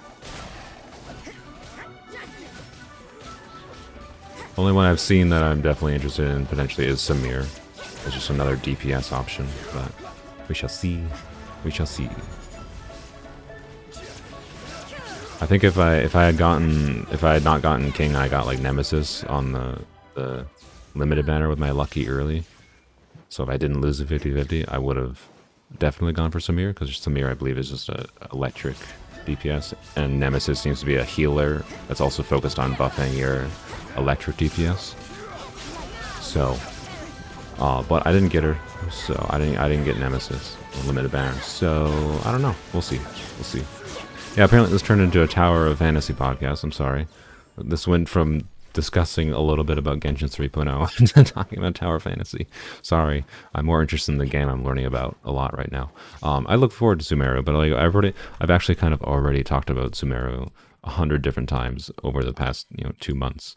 So the Tower Fantasy is what I'm playing right now, whereas Genshin is just Genshin, right? Sumeru looks really good, but I don't have any concrete thoughts on Sumeru until I actually play it. I can tell you Sumeru is going to be far more refined than probably the entirety of Tower Fantasy. But, you know. Oh yeah, Tower Fantasy, for those that don't give two shits about dialogue in a story that's... I don't know what the story is overall in Tower Fantasy. It might be good. It's so far, in my opinion. It's a little bit chaotic, just like the entire game is a chaotic mess. The story beats are odd, but the story, you can skip dialogue. You can skip any dialogue, any cutscenes in Tower Fantasy. So like, my God, like the idea, like that would be a nice feature to have in Polearm Only, where I've already experienced all the story. Like, oh man, I could have saved so much time in Genshin if there was that skip button. Like, thank you, Tower Fantasy, for having that as an option. Thank you. So, and they give you a little warning saying, "Hey, you sure you want to skip this? It's like you're missing its story because it's important. It might reduce your immersion." You're just like, "Yes, I want to skip it. This is fine." You know, so you can experience it if you want to experience it, and you can pet animals. Yes, that's fair. So you know what? Tower Fantasy has some good things going for it. It doesn't have the polish Genshin has, but I think they've done their niche well. Their niche is Genshin Impact clone, but MMO. With a better free-to-play gacha system, and so far it's quite enjoyable because of that. It's like a 7 out of 10 anime isekai story. Are you talking about Genshin or Tower Fantasy? Because Tower Fantasy, I don't know, I haven't experienced much of it yet. If you're talking about Genshin, yeah, Genshin's is kind of a 7 out of 10 isekai story thus far, but Genshin's story for me is more about like the general lore of the world at this point than it is the actual story. There's like individual stories I really like and I'm interested in, but then like the overall story is like, like, it's like if this is an anime, it would constantly have me questioning like, why am I still watching this? Am I watching this for the story? No, I'm not watching it for the story. You're watching it for there's individual stories in Genshin that are very good. Like Shenhe's story, 10 out of 10. Yae Miko's story, not that amazing, but it was fun. I like it, right? But, and then you have like, you know, stuff like the Chasm story, almost 10 out of 10. It's like almost perfect. But and like the Perilous Trail story, very enjoyable. Like not perfect, but there's some like individual stories in Genshin that are really, really good. But overall, it's probably 7 out of 10.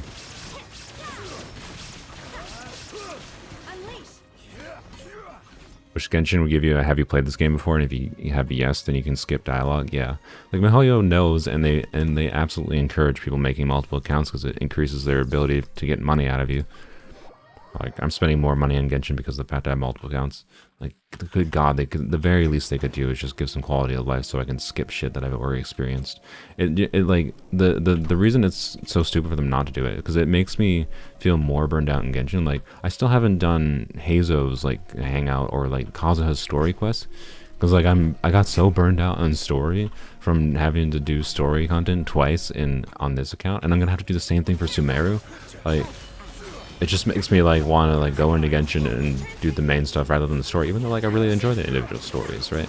Like just because of the fact that I can't skip dialogue. Just let me skip dialogue. You're already encouraging people to make multiple accounts. Let me skip the dialogue. Like, good lord.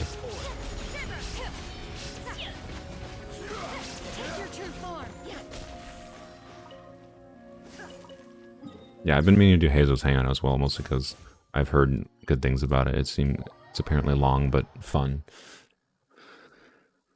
And also annoying, apparently.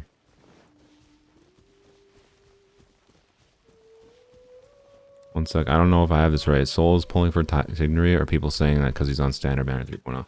So what I realized was that after trying to like discuss with people about like, someone asked like, should I pull for Tighnari, Ganyu, or Kokumin? I was like, good lord, of those three choices, that's like a weird decision, right? Like, I'm not in that position at all, so I was like thinking through my thought process of like what character had most potential utility, and like we're like, yeah, Ganyu has potential utility as a support character. So Ganyu, if you want a good DPS and a useful support in the future potentially, Ganyu's the safest pull potentially. It was like one thing that was thrown out there. Kokumin is obviously good as a general healer. I like Kokumin a lot, but she's kind of simple. her kit design. I'm not saying character. I'm not trying to judge the character for polling. And then I had the realization that with someone said in the right, because so Tighnari's skill has a taunt that seems like a better than average taunt with a big AoE. So you know exactly what the AoE, right? One problem with like, the taunts of like Gani's, you have no idea what the AoE is. You know the AoE of Tighnari's skill, and it seems stronger in general than Gani's taunt from what we've seen. And then realize because it has like multiple ticks of damage, you can consistently proc Sacrificial Bow with Tighnari, which means you can have 100% uptime easily on Tighnari's skill. And that means there's high potential for him being like a really good Dendro support for enabling Dendro reactions with someone else triggering them. And I was like, and because now I'm like, a Tighnari with like 100% uptime on his skill is a very good Dendro support for my Yae Miko. Will Kusanali be a better one? Yeah, there's a good chance. But if I have Tighnari, anyway, point is, instead of going for Zhongli, I was gonna go. I'm like 30 away from pity on the event banner.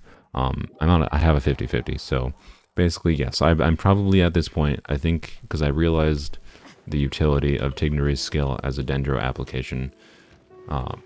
Because my only other alternatives is using Kale or Traveler, which are burst-oriented Dendro application, and burst-oriented Dendro application is more annoying, obviously, to say the least. So I much prefer a skill-based application. So just for that, and it will give me the ability to muck around with Tighnari's kit if I get like a good Dendro Goblet or whatever, so I can build Tighnari as a DPS over time and see if I actually like them. Maybe I'll change my tune on his kit. But so at this point, I think I would have more fun playing with Tighnari if I won the 50-50 than Zhongli. But either way, I'm going to leave it up to the 50-50, right? So it'll be, if I win the 50-50, cool, I have Tighnari. If I lose, oh well. I think that's my current thought process. But I got to double check on the details of his skill to make sure that it has multiple instances of damage that can proc Sacrificial Bow. One thing I gotta check, I'm not sure, I'm pretty sure Sacrificial Bow, I'm surprised this is leading us over here. Usually, isn't there more? There has to be more Ruin Guards in, right, whatever. Anyways, point is, and I'm not saying Dendro Burst supports can't work. I'm just lazy, and I would like to not have to like spec a crap ton of energy recharge, and like it just makes gameplay easier when you can just use a skill, right? And you just have a cooldown to worry about without having to worry about cooldowns and energy and yada yada yada. So, anywho, point is, I accidentally sold myself on Tighnari as a potential for a Dendro skill support. So, there you go. He seems more potentially useful and more fun to play with than the chance of using of getting Zhongli, but we'll leave it up to the fate of the 50-50. So there you go. I think Microwave or Nameless was the person in my Discord. I hope you're happy. I will pull for Tighnari. Hopefully I get the cute fluffy ear boy, but if I don't, I'm not going to be too sad about it.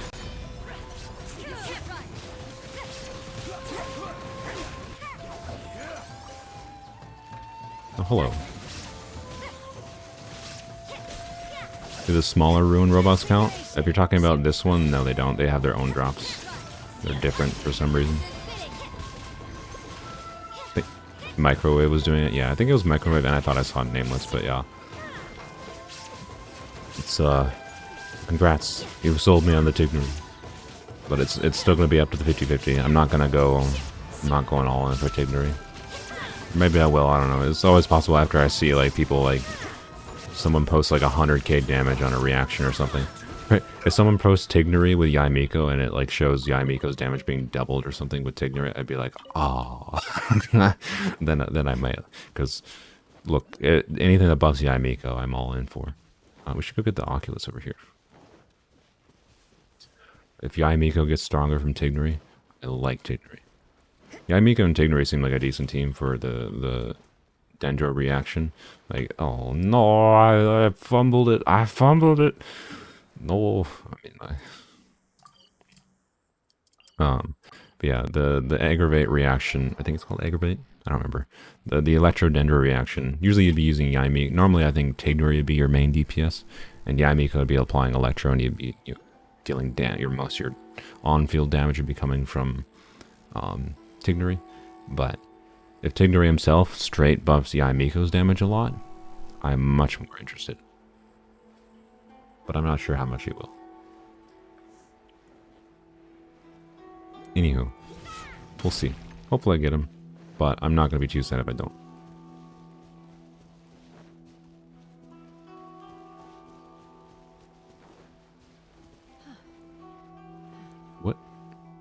What are you doing there?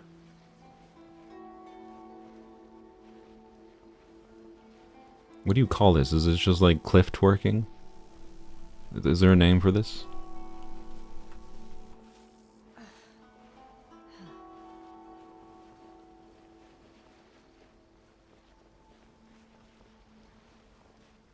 Like what?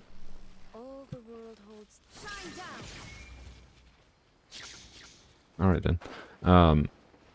Let's see if I can get. There we go. Okay. All right then. We'll just move on from here. What next? Oh, there's more robots. Okay.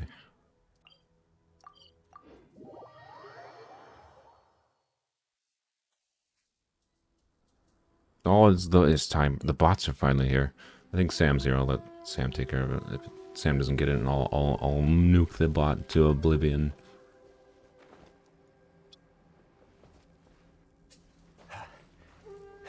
Yeah, Sam got it. Thank you. There's a chest here. Wonderful. the timing of that bot was pretty good, yeah. The bot knows what's going on. Yes, arigato. Arigato, Sam goes downhill.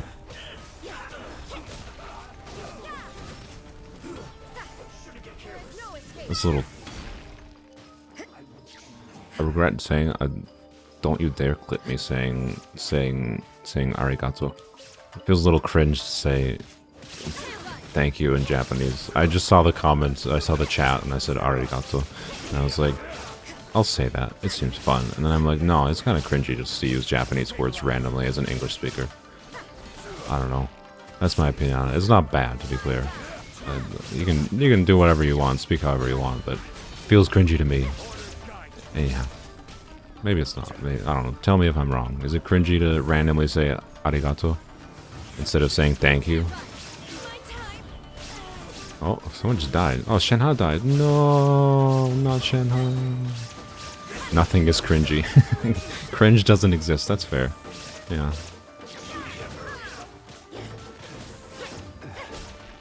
What the... What? Alright, congrats, Aether. You've,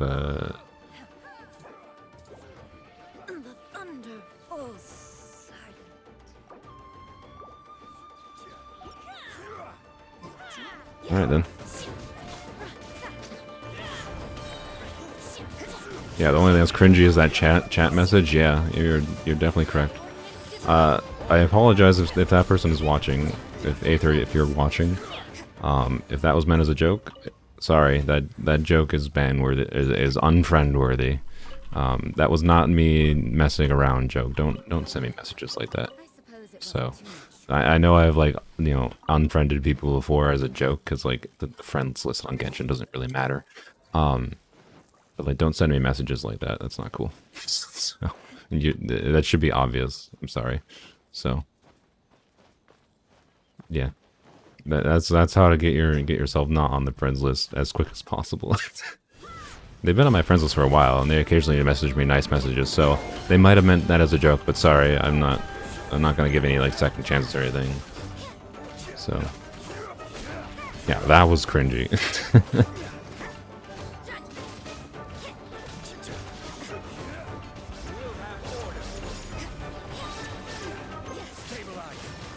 A person on my friends list, Heavenly, a person on my friends list just randomly sent in the in-game chat a bunch of things that were censored by Genshin's in-game censoring stuff. Along with an N-word, or a different spelling of the N-word. that was not censored, so that was, you know, great. They don't get to leave here. So yeah, I don't know if they were trying to make a joke about cringe or something. It was definitely cringe, but regardless of whether it was a joke, I don't care. Bye bye. Sorry, I'm not gonna tolerate that. It was not appropriate. Oh yes, I was gonna do Favonius Lance, and then we'll probably farm some slimies. That's the wrong thing. Some slimy boys, and then we shall. We got a lot. Wow. Okay. And then I think we'll fish. Yes. Well, I'm gonna say sorry because the reason I'm saying sorry is because that might have been well intentioned, right? So if that's I don't know how old that person was. That person might have been like 12 years old or something, and they sent that because they thought it was funny, right? And I'm removing them from the friends list and calling that out because it's not funny, right? That's not an appropriate joke to make. Like you can sometimes make that kind of joke. I have way more ore than I expected. I was low on ore a few weeks ago. I must have gotten a shit ton from some kind of events or whatever. Anyways, what was I saying? Oh, it's like I'm not gonna flame them. They might be younger. People make mistakes, right? But even if they're older, they could just made a mistake. That's the kind of joke, like, you know what, if you have a friend group that's a private friend group and you're having a private conversation with someone, it's okay. But putting that kind of, if it is meant as just a joke in a public thing right here where you're calling attention to it. Oh wait, I was looking at the wrong one. That was the middle tier. I am still very low on enhancement ore. I was like, I have 1,000 of them. No, I have very little. That's okay. Never mind. We'll still get enough, I think, by the time Zhongli comes. We can farm for some stuff, and I can craft some more. But that was funny. Oops. Anyhow, point is, in this context, that joke was not okay, and that's kind of all there was to it. So, and the lesson that person has learned, if that was a mistake on their part, or that they learned their lesson, that is their punishment. Sacrifice the Skyward Harp. No, we'll sacrifice it to something else in the future. I think it's kind of boring. It's kind of boring to sacrifice it for Favonius Lance. We got to sacrifice it towards like say I don't know, say I do like a 10 pull on a Staff of Homa banner because Staff of Homa is like one of the most broken weapons in the game. Then, and we get Staff of Homa on a 10 pull. Well, I will sacrifice it for that kind of thing, right? What did I need to craft? Chaos circuits and slime. Okay. Yeah, I'm not going to give a second chance with that kind of joke because I don't know what the intention was there. I don't know that person. But it's not okay in this context. That's kind of all there is to it. What did I need? There it is. There it is. I think that's enough for the next level up. Is Zhongli worth getting? Yeah, great comfort character. I agree. Yeah, Zhongli is basically a comfort character. I don't personally need him on my main account that much, other than his debuff that he applies. Yeah, both of these, Just Chilling and Lemmy, they got some like ADHD energy, constantly running around, constantly vibing on cliffs. No, what I already crafted it. Weapons, Favonius Lance, hints. There we go. And good, we have enough to get to level 70. And we probably don't have enough for this next one. But let's see. I'm so glad we got 2 golds already, man. Because, like, we might even have... Let's see if we even have enough to craft the 3 whites. Probably not, but... yeah, we're definitely not going to have enough for 3 whites, but... it's not going to take much more farming. The fact that we got those 2 golds... We only need 4 golds for the final ascension. It's not going to take much more farming to get those final few. So that's good. Very nice. I could use resin, by the way, and try to finish it up today, but since I don't even have that much material and we don't need the weapon level up right now, there's any reason to use the resin. Good Freudian slip there. What was I going to? I don't remember what I was going here. Oh, I was going to try to see how much chaos cores I can make, though. Where is it? Maybe none, because I don't see it on here. I can apparently make none. That seems to be the answer. All right, yep. I can't make any, so I'll have to farm more of... we're not too far away from having this maxed out. Obviously, I need more of the gems, but... we'll need more slime, as is our fate. We have a decent amount of slime built up now, but I still probably going to go farm some more slimes here, but I think we'll do fishing first. Yeah, I couldn't get this leveled up to 80 today if I really wanted to, but we don't need to, so not worried about it. And level 80 is honestly enough for that. We don't need the energy recharge that badly on Zhongli, so I'm not even going to bother going past, like, leveling to 90 initially. We will over time, but I will at least get the last ascension too. We're going to go talk to him, though, and see. I want to see how much... oh, wrong button. No, I did right button. Okay, good. We don't have much, actually, but we'll build up more of this over time just by, you know, the daily expedition thingies, so...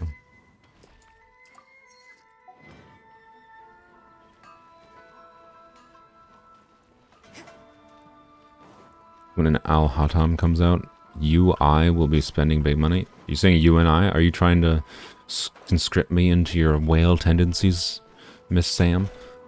I'm not okay with this. Get your wallet out of my face. Well, I guess, or unless you're giving me your money, then I guess if you want a whale for me, I'll take it. But I mean, I don't know. I know nothing about Al-Haitham, so he looks like a Denjo DPS question mark. Maybe, I don't know. Who the heck knows? I don't know. No, I have a cat in my lap and I can't type. Okay, I figured. Just be reasonable with your money. Just get his weapon and get his the only reason I'm saying get his weapon, by the way, I'm not saying don't wish him the weapon banner, everyone. Weapon banner is a scam. The reason I'm saying get a weapon to Sam is because Sam is going to get the weapon anyways. I'm just telling Sam to be reasonable and just get him and his weapon and be happy with that. You can bet I'll be spending big money. Oh no. Alright. Sam's so dedicated to the C6 Kazuha that she got C6 Kazuha, by the way. She's that kind of whale. She C6'd the character just because she wanted to, not because she did something stupid and said she would do it for a subscriber goal like me. Where am I going, by the way? What are we doing? We already got to Air 52. What is our goals here? This is the Genshin endgame problem. I don't even know what I'm doing. I mean, well, we have these, but I don't feel like it. Okay. Let's go. Can I do this event? Well, not in co-op. This is the beginning of this picture frame event. It's my favorite polearm character, Shenhe. I mean, design-wise, yes. Design-wise, yes. Kit-wise, probably not. But she's very pretty. I like her. I like her character too. So. You lose rumored to rerun soon and you need her Song of Broken Pines. Yes, rest in peace your wallet. Weapon Banner's gonna murder you. Weapon Banner's gonna murder Sam. Everyone wish Sam the best of luck. Hopefully Sam does not have to spend... Well, Sam has just said she's wishing for at least 2 weapons. That could cost, theoretically, like $500 if she gets really unlucky. Hopefully, she will not have really bad luck, and she will have at least average luck, and it will only cost like $200 or so. But that's brutal. I have, yeah, I don't know. Weapon banners are miserable, absolutely miserable. If there's a weapon banner that has 2 good weapons, I am willing to risk wishes on the weapon banner. But MiHoYo's desire seems to be to we all know that the reason they chose like Zhongli and Tighnari together and then Kokomi and Gani together is because they were trying to make as bad of a weapon banner as possible to try to be predatory, and because people pulling for like the bow for Tighnari, you know, they're gonna wail for it, right? And so they're just being predatory, right? So Same thing with Ganyu. People are like all in on Ganyu and want Amos bow. They're just trying to screw people over that get the stupid donut. Right? They are intentionally pairing almost useless. I mean, like, this is probably the worst 5-star in the game. Useless 5-star weapons with good ones, like, and they'll probably do exactly the same thing with Song of Broken Pines. Sorry, Sam. Hopefully they won't, but they probably will. The best you can hope for is that it's paired with like a niche good 5-star weapon. So, like, the best weapon banner we had in recent memory was the Jade Spear and Aqua Simulacra for Yelan's bow. And Aqua Simulacra at least is a bow that's good enough on... It's good on other characters. It's really good for Ganyu. Right? It's a good general bow, but it's definitely made for Yelan, right? Why did I come here? I was coming here for the event. So, yeah, and almost can come out of standard banner. Like, I don't know, the weapon banners are really bad in 3.0. Really, really bad. But anywho, I wish you luck, Sam. I wish you luck. Don't wish in the weapon banner. Weapon banner is a scam. And MiHoYo is intentionally designing it to be a scam. Just saying. So, yeah. It's there. It's the weapons and signature weapons are there. It's literally just predatory. I hope Tower Fantasy at the very least succeeds and makes MiHoYo make the weapon banner less predatory. The number one things I want to see them do, like that if they were going to do anything to fix, or not fix, but at least make it slightly less predatory, is one, include a system for like long-term players like me who like to roll for new 4-stars but don't care about the 5-stars necessarily. Add a system for guaranteeing 4-stars, like if, just do literally this epitomized path thing, but for 4-stars on event banners. Do that, and then make it the two small changes to make it slightly less horrible is do that, and then make it so that these points carry over, right? Make it at least so these points carry over. So if you get screwed over, people don't have to feel actually miserable and don't feel forced to spend money if they get screwed over and lose too. Right? Even then, it's still kind of shit, and it's still a scam, and I don't recommend it most of the time. But if the points at least carry over, it's not like a complete waste. So, anyhow, that's the number one things I would like MiHoYo to improve about the banners, personally. And if they do like the early 5-stars don't reset pity thing that Tower Fantasy does, I'd be very happy, but I don't foresee them doing that unless Tower Fantasy puts an actual butt ton of pressure on them to do it. I don't suspect that will happen though. Nope. Okay, can't do this in co-op. All right, let's go farm slimes. Why is everyone sitting on the bench here? What? Okay, Zhongli, I know you're an old man and like you can have your preferences, but like think about your public image here, Mr. Zhongli. Because... Oh, okay. Well, the old man did you a favor. Like, you gotta think about your public image in that situation. You can't do that. I know that might be your preference, and that's fine. But, like, keep it behind closed doors, okay? It's not good for your image. It's not good for your image. Especially for the fact that nobody knows that you're a 5 billion-year-old god. But anyways... this is the rest of the stream. We're just going to sit on this bench and talk about Tower Fantasy. No. What do we have to do? We basically have slimes to do and then like quests, but I don't want to do quests. So I'm pretty sure this event is not even fully unlocked, so I don't really care about doing it right now. It probably won't be fully unlocked for a few days. So this is what we're doing the rest of the stream. Did they just stand up in unison? Let's see if I can coordinate this. All right. Everyone sit down. No, you gotta go stand there again. No, stand in line. It looks so good. No. In line. In line. Hey, get in line. Okay. Now stand up, get in line. Don't move. All right, good. All right, on zero. On zero. Sit. Okay. 3, 2, 1, 0. Where do you want to go next? There's a delay, by the way, so that's why they didn't. It's gonna be. Oh, That wasn't very synchronized, my friends. We'll try again. Okay, we'll try again, and we'll do standing. We'll try again with standing and sitting. Okay, so you gotta be more synchronized. I didn't say stand. Okay, fine. It's fine. It's fine. Okay. Well, actually, let's fix some things here. Control H. Well, oh god, the camera. I need my UI back. How the fuck does this camera work? It's so janky. My polearm doesn't distinguish friend from foe, and there is clearly a limit to the Oh, the camera. Okay, plant is in the... What is going on with this camera? How do you use this camera? Reset camera. No, not to me. Osmanthus wine tastes the same as I remember. Yes, it does. But where are those who share the memory? How do you use this? Oh my god, no. Alright, we're gonna stand behind and do it like this to make my life easier. Camera mode. Alright, perfect. The plant's in the way. God damn it. Alright. I want their feet. Some people like feet. I need to show the feet. No, not that angle. We're not doing anime camera angle, sorry. Alright, no, plant. There we go, perfect. Alright, perfect. Alright. Anyways. Rosaria in the background seems kind of camp.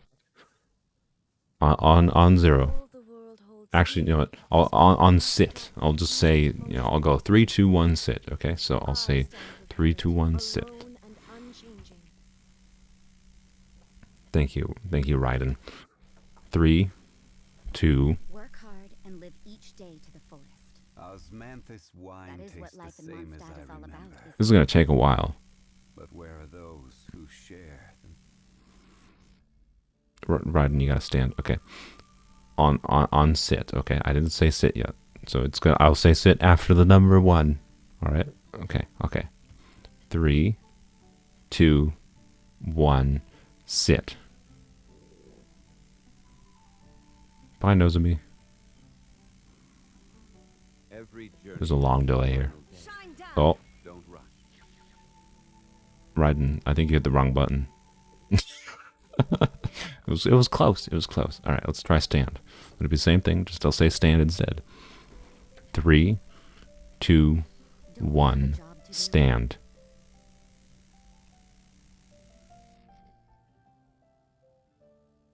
We will get this. Oh, close. Close. This is going to be near impossible, by the way, because there's the nature of like YouTube streaming, like the delay. Like these people might be hitting the buttons exactly on time, like when I say stand or sit or whatever, right? But then the nature of like the delay and their internet connections or whatever might be ever so slight, and that's what's causing this. So this is probably impossible, but we're gonna keep on trying. Damn it! So confused what's going on. We're trying to do synchronized sitting and standing. Okay, it's completely normal.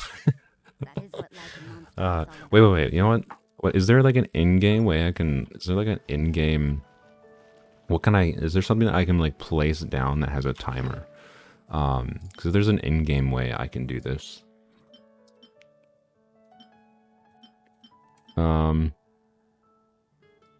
That has a timer, right? Like if there's some kind of in-game timer, like something has some kind of visual cue, we can have that as repeatedly, like going to trigger something. Oh, you know what? I can. All right, let's. This isn't going to be as good in a visual. I was gonna say I can like jump, and as soon as I land, right? As soon as I land, then you guys do it. Maybe. What if I do? Oh no, that moves me too much in the camera. Okay. Baron Bunny when it explodes. Oh, that's fair. Okay. It's gonna have to be. This is Polearms Only, Sam. How dare you suggest using Baron Bunny? It's gonna have to be Guoba. When Guoba despawns, right? So when Guoba despawns, then you sit or stand, respectively, and we'll have the fire in the background. Perfect. Right. Okay. So that's what it'll be. All right.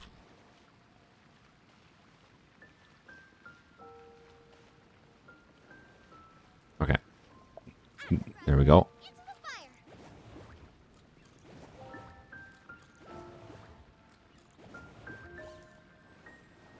close. Oh, it was close. It was close. It was so close. Wonder. Okay, let's see if can I throw this over? Yeah, I can. Perfect.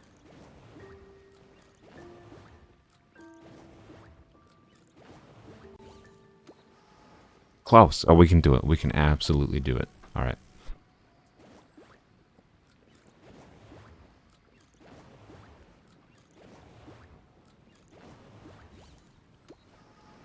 Almost. Oh, they're getting better, I think. They're getting better. Yeah, it despawns after 5 fires, or 4 fire blows. Yeah, so like 1, 2, 3, 4. Oh, it was nice and sequential there.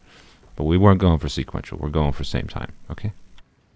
There's still like latency variance, obviously, potentially, in how they're seeing this, so, you know, there's some problems, potentially, still. But I believe we can do it. No, that was not great. Try again.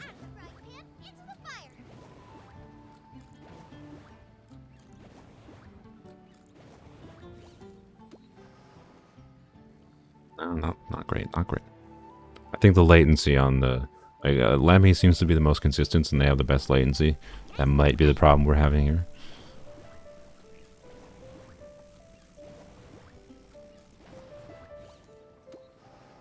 Oh, that was close. I think Raiden and Zhongli was almost the same time. Yeah, Shenhe's definitely the most behind, and Just Chilling definitely has the worst latency here. So, you know, it might not be doable with this set of friends. Oh, was that it? That was really close. That was like a 9 out of 10 there.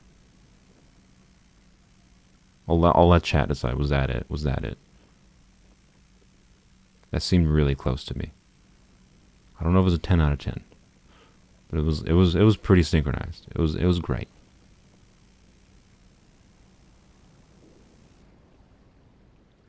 I'll have to review the footage. That was good? Okay, we're done. We're done. Perfect. Good spending of 15 minutes. Wonderful. Thank you, Coco. Thank you, Just Chilling. Thank you, Lemmy, for your participation in synchronized sitting. It was wonderful. What were we doing? I don't even remember what I discussed. I've been streaming for 2 hours. Let's go fishing. Let's go fishing, because I would like to get at least one more refinement to catch here. Still only on refinement 3. Try synchronized diving. Oh boy. Off the bridge. Where's the best place to synchronize dive? It's gotta be in Leo, right? Like over here? Or in the bridge over here. Yeah, that would make sense, yeah. Alright, sure, let's try synchronized farm. Slime farming. Oh yeah, we should do slime farming and fishing. Should. But synchronized diving. On the Mondstadt bridge. Oh, okay. Why not this bridge? I guess, this one kind of has like small rails. That's fair.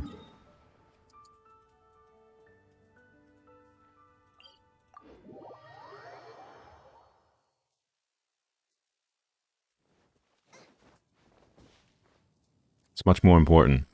Farming can be done at any time, but synchronized diving, it can only be done now. Oh wait, I'm gonna have to do someone with a timer. Alright, so I have to do Zhongli. Oh well, we'll survive. Zhongli's not my favorite, but we'll survive.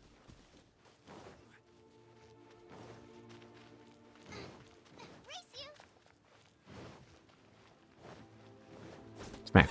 Oh, I got a bird. Nice. We got 2 birds, 3 birds. Wow, what a world. Okay, so let's pick we gotta pick a spot.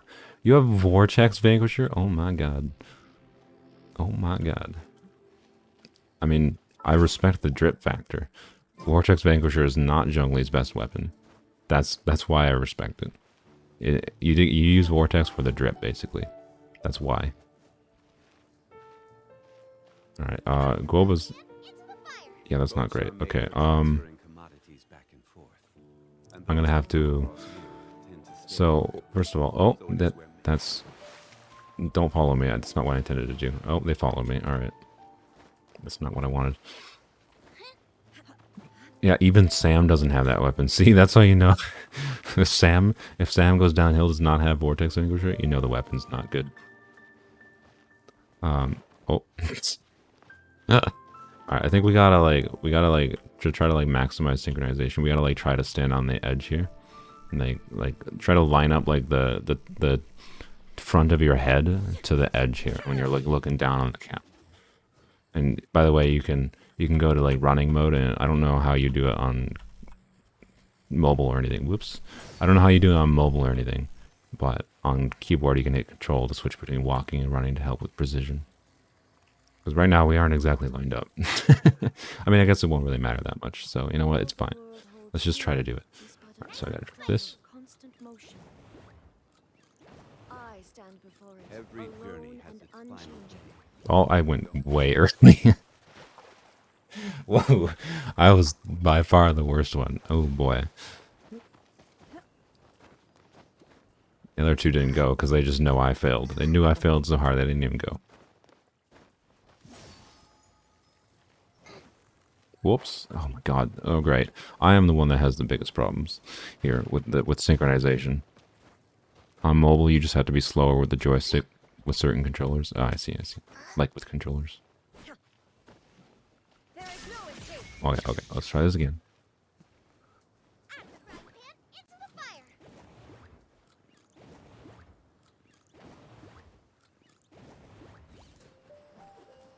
Well, almost. Well, I didn't even see ride and dive.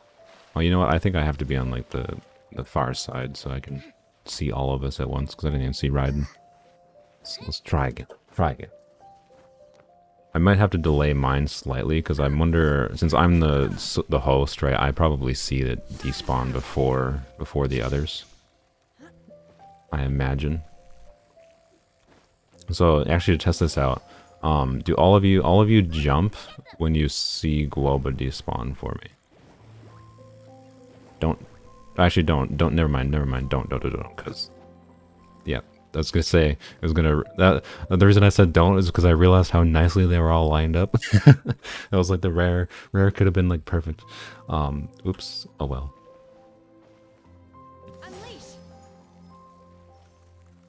We'll just keep trying, I think. Because I realized jumping is gonna make you jump off, so, alright, let's. No, Zhongli, no. God damn it. Alright, well.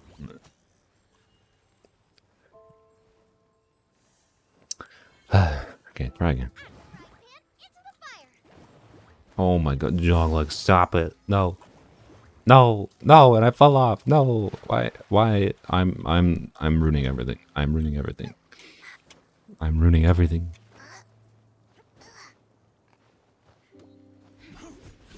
This is the most productive Polearms Only stream we've done, by the way. I cannot believe the number of things we've gotten done in this stream. Alright. I'm gonna walk this way slightly and then turn around. There we go. Okay. Perfect. Yeah, it seems like, yeah, okay. So I gotta delay more. I gotta try to delay mine because I'm pretty sure they're seeing it quite a bit after me.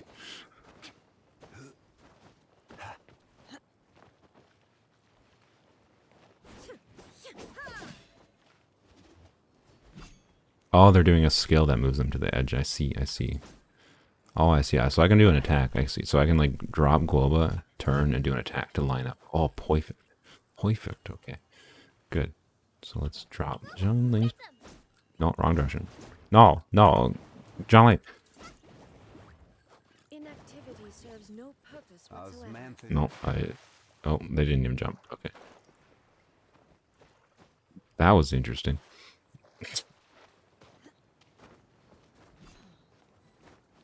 Just has the worst ping. According to the side, yes. This is true. Whoops.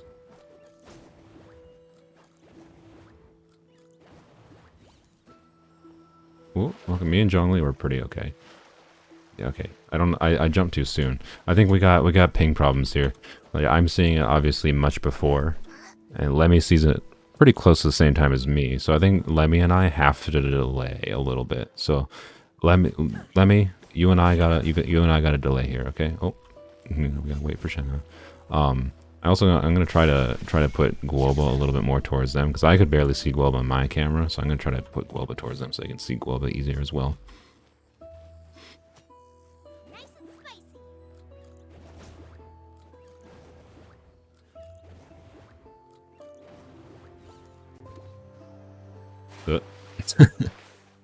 Nope, we gotta delay more. We'll try a couple more times, and then we might have to give up on synchronized diving.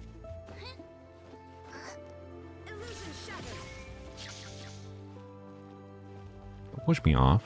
It's just rude.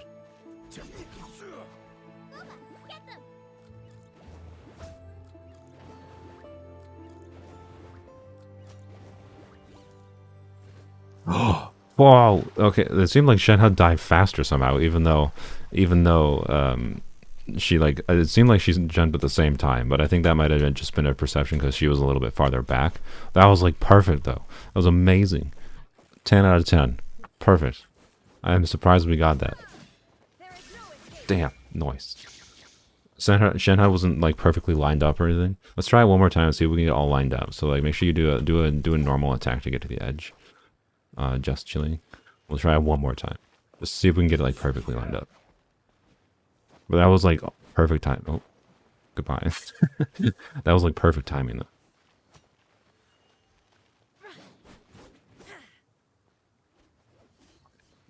It's pretty much lined up.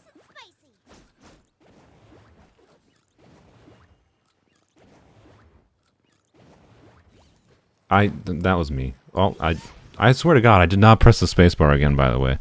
I did not press the spacebar again there. That was a weird double input from my keyboard. Soul, want to know what I have? What do you have, Sam? You probably have something annoying that I want. I don't remember what it is that I... Goodbye? Should do another normal just chilling to get more to the edge. What do you have, Sam? R5 Alley Flash. Of course you do. Why do you have R5 Alley Flash? Did you go R5's Freedom Sworn, you actual mad person?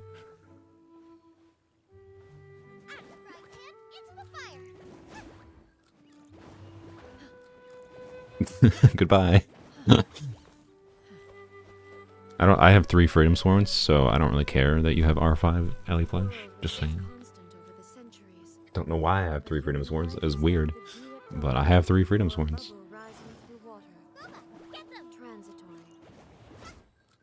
Huh. My 3 Freedom Sworns are much better than Alley Flash. Who needs Alley Flash? Not me. Oh, it was close. It seemed like I'd die faster, even though the timing was relatively close. But man, I can't believe we got it so synchronized that one. I think we got to cut it off at the 1. I think that was really lucky that we got it that synchronized in the first place. So, okay, I think we're good with the synchronized things. Anyway, oh, more bots. Thank you, Sam. I have 3 Freedom Sworns in an attempt to get a single Alley Flash. This is correct. I do have 3 Freedom Sworns in an attempt to get an Alley Flash. Okay, let's go. You know, I'm gonna say screw the slime farming. I don't feel like slime farming for now. What I want to do is I'm gonna do fishing, and if we have time, I'll just go on my main account and do like dailies on my main account real quick. Just get that over with on stream.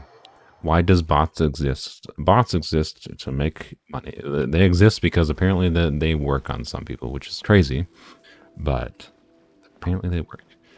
2 R5 stack swords, very nice. Stack sword's a good sword. Look at all those pufferfish. Beautiful, beautiful pufferfish. Get into my belly.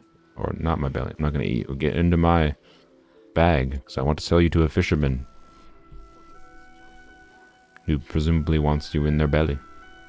Boats are made for transferring commodities. Boats are made for transferring commodities. Tend to stay a while, though it is where many things come to settle. Can't wait to hear. Oh, don't scare the fish. Please don't scare the fish. I can't wait to hear all of Zhongli's constant voice lines. In the overworld when we get him. What is my dream team for current Spiral Abyss? on this account, Dream Team. I mean, you need Pyro. So Dream Team, I guess, for this spiral, this would be Hu Tao. You just scared away the fishes. That's not upholding eternity. You're not upholding the eternity of the fish, Miss Raiden Shogun. Whoops. Bye, Scorpius. My current dream team. Yeah, it's not that big a deal. It doesn't take that long. I'm mostly just dramatizing for the streaming entertainment purposes. The fish only take like 30 seconds to come back. It's fine. If I had all the characters. So if I had all the characters, I don't know. I like just playing around with. I always like operate in the framework of what I have, not like what I could have in the future, right? So,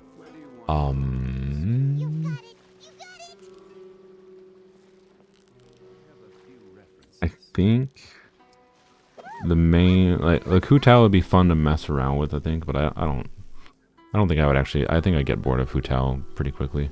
The assumption that every person has somewhere to call home is naive. I got used to living in the mountains. Is it weird to say? This is gonna sound weird. C1 Yelan. I want to try the current Abyss without my C6 Yelan. I would like to toggle off my C6 constellations. Because right now I have to like just intentionally try to not use to try to like simulate what the Abyss would be without C6 Yelan. So that's the first thing that popped in my head is I would like C1 Yelan to see how Abyss would be without C6. Because right now I still, even if I like use her as more of a support for just like I tried in the current Abyss, Pyro Kazuha with using C6 Yelan using Yelan mostly as support for Vaporize, but she does so much damage in her C6, obviously. Even if I'm not using her C6 ability, she still gets a shit ton of additional damage from like C4 and her skill, which I can't avoid using those. I need energy, right? So it's still like, you know, does a lot of damage, so, and it's like upholding the team. So I don't know. I can't judge how good like my vaporized Kazuha team is because I have C6 Yelan, right? So the solution to this problem, by the way, is I just need to build like Xingqiu. If I build Xingqiu, then I can. Oh, there's a freaking ornamental fish. Frick. Stream over. Fuck. Okay. No, I'm not in a stream. It's fine. These three just went and chilled out on a boat in their own. They went and did their own thing. I like that. Anywho, yeah, it would be nice to just be able to like toggle off Yelan. I will probably just build Xingqiu specifically so I can have that enabler, like that vaporize enabler, without having an overpowered C6 character. You know, trying because I don't know how good that team was. Right, it's hard for me to judge how good my Pyro Kazuha was when so much damage was coming from Yelan herself, right? So, like, potentially more than half the damage was, right? And it's hard for me to even optimize the play when things are just dying because of Yelan. So, you know. So that is actually apparently, I want to deconstall. So I guess building my Xingqiu is the main thing I want to do. Maybe I should put more resources in building Xingqiu, but I should probably build Xingqiu on my main account after. If I don't get Tighnari, I'll build Xingqiu on my main account, because then that can save me from the sanity of farming artifacts a little bit for like a week. So my Xingqiu's already like half built. He just doesn't really have artifacts, so it's not really gonna save me from artifacts. But I can be lazy and throw like my Raiden Shogun artifacts or something on Xingqiu, right? So. For testing purposes at the very least. Anywho, if I went over like I can if I have once we're done fishing I can go over. Do I have enough purple fish, by the way? I gotta check. Fish are over here, I think. No, where are fish? There are fish. 7. I only need 6, so I have enough of those. Okay, I got enough green. Or no, I need. So I need 10 more green pufferfish still, and I need 3 more orange pufferfish. Okay. So my goal is to get 3 more orange pufferfish for the day. And once we get 3 more, I think I'll switch over to my main account. I'll go over more. I don't think the abyss doesn't reset for a couple days, right? So it's not really. I don't really think I'll showcase my abyss. I'll just do like dailies or whatever. But yeah, resets for in a couple days here. But yeah, I'd have to go over the character list to like think about like the actual. I had to like one by one go over characters to be like, would I like to use them in abyss? Because it's just like not something I actively think about unless I know that right? Because it's just like, what's the point in thinking about it if the character is not coming back soon, right? Like until I know that the character's like coming back, or there's a character kit I see that's interesting, I don't really think about it that much. Which person I think is healthy. I don't think it's too healthy to like oh, I really want Hu Tao, and you know who knows when Hu Tao's coming back, right? Kind of thing. So Hu Tao is probably coming soon, so you can. Right now would be a perfectly fine time to be like, I want Hu Tao because Hu Tao's probably coming back soon. But it's a bad example. But yeah, support characters are most interesting to mess with. So like Zhongli would be nice for seeing how viable a Hazo hyper carry would be. But I don't think, unless I have like a really cracked Hazo, which I already have a pretty good Hazo, but unless I have like a really cracked Hazo, I don't think a Hazo hyper carry is doable. I think Hazo with like Yelan is doable, is absolutely doable. I actually 12-starred Abyss with Hazo. I think it was the last Abyss. I 12-starred Abyss, floor 12, or 12-starred. I 36-starred Abyss. A great wrath brews in the sea. I don't know where this wrath comes from, so let's keep our distance for the time being. Why did we just get a Shenhe voice line triggered? What was that? What was that? Anyways, yeah, I 36-starred Abyss using Hazo that was like at level 70. Not Ascended level 70 even, so it was 70 out of 70. And like Hazo, Yae Miko, Kokumi. I don't think Yelan was on the team. I'll have to double check. I'll try to check the history if I remember. Maybe if it was with Yelan, I guess that wasn't really 36 starring with Hazo. but Hazo was there. He was there. If Hazo was there. Maybe I'm just misremembering. I didn't even use him. I don't know. I'm pretty sure I was able to 36 start with Hazo. And I know it was Hazo and Yae Miko. I used them to kill the serpent, I know. I don't think I use Yelan on that half. I use Yelan, but not on that half. So, again, it wasn't like Hazo was the one that carried me to 36 star, but even a level 70 Hazo was capable to use on a 36 star run. But I probably use Yelan on the other half, and that probably helped things significantly, so I don't know.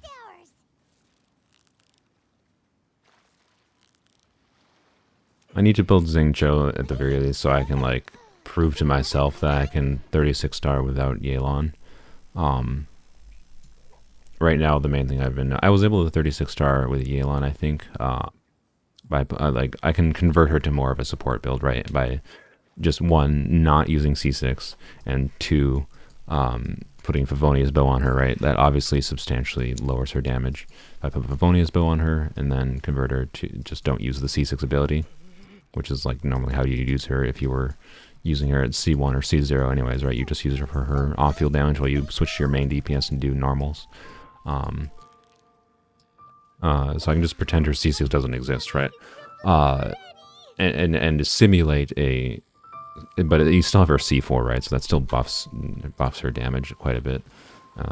And her C5 buffs her damage, so it's like, it's not exactly the same. But it gets close to simulating, and I was able to clear Abyss without using her C6 last time, so, you know. I'd like to think it's more than just the C6 clearing the Abyss. I would go and check out the mountain, but I'm gonna let them do their thing. They're just like hanging out. Coco, Lemmy, and Just Chilling have become the best of friends, and they're just chilling wherever they want together. More fishing spots. I think, where's the other one? Liyue. I think it's, no, this is Koi. Yeah, it's Koi. Where's the other one? Oh yeah, I think it's, yes, it's this one. I haven't been fishing in a little while. You managed to snag a Yoimiya at 8 pity. You don't know if you're happy or not. You should be. Yoimiya is a pretty good DPS. Only thing that's sad is she's kind of like not the most exciting one, but Yoimiya plus Bennett plus Yunjin, pretty good combo. And you have a flex slot for probably a shielder. Zhongli would be the easy recommendation if you have a Zhongli. Otherwise, you could use anyone you want. Actually, no, wait. If you're doing Bennett, Yunjin, Yoimiya, you probably either want.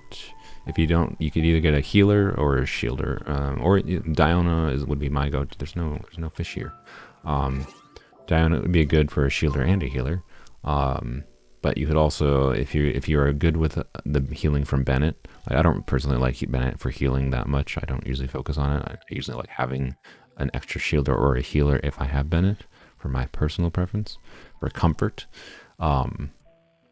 But if Bennett's healing is enough for you, the better the team output would be like, say, Yoimiya, Xingqiu / Yelan for a lot of vaporized damage, plus Yunjin and Bennett. That's your like maximum Yoimiya damage. Yoimiya can do big damage pretty easily. Remember, she has the rust. I don't think I have the rust on this account, but the rust is a very good free to play ish. It's a gacha weapon, right? Where's a bow character? There's a bow character. I don't have the rust on scout, but the rust is a very good weapon for Yoimiya, particularly if you have refinements. So Yoimiya is pretty easy to build. She has flexible artifact options. She does well with obviously Shimenawa 2-piece set. You could do 2-piece Crimson, 2-piece Shimenawa, 2-piece Glad, 2-piece Shimenawa, 4-piece Shimenawa works as well, of course. But then you're sacrificing her burst. And keep in mind, Yoimiya her only AOE damage comes from her burst, so it's not necessarily. I wouldn't consider it her best to use 4-piece Shimenawa, but if you have 4 good-piece Shimenawa artifacts, and you don't really care about her burst, you can do a lot of. You can massively increase your normal damage just by having 4-piece Shimenawa, but it's not her best artifact set for overall damage. So I really like. I don't know. She's a simple DPS. It's a simple kind of playstyle, but I like her personally. I don't have her because I didn't find it worth. I put like 30 primos into her banner for the chance of getting an early, or 30 primos. 30. I put 30 pulls into her banner for the chance of an early 5-star. I was willing to risk 30 on her, but I'm not going to pity for her because I don't like her that much. The main reason I risk going for her on my main account is because I don't actually have an actual Pyro DPS yet.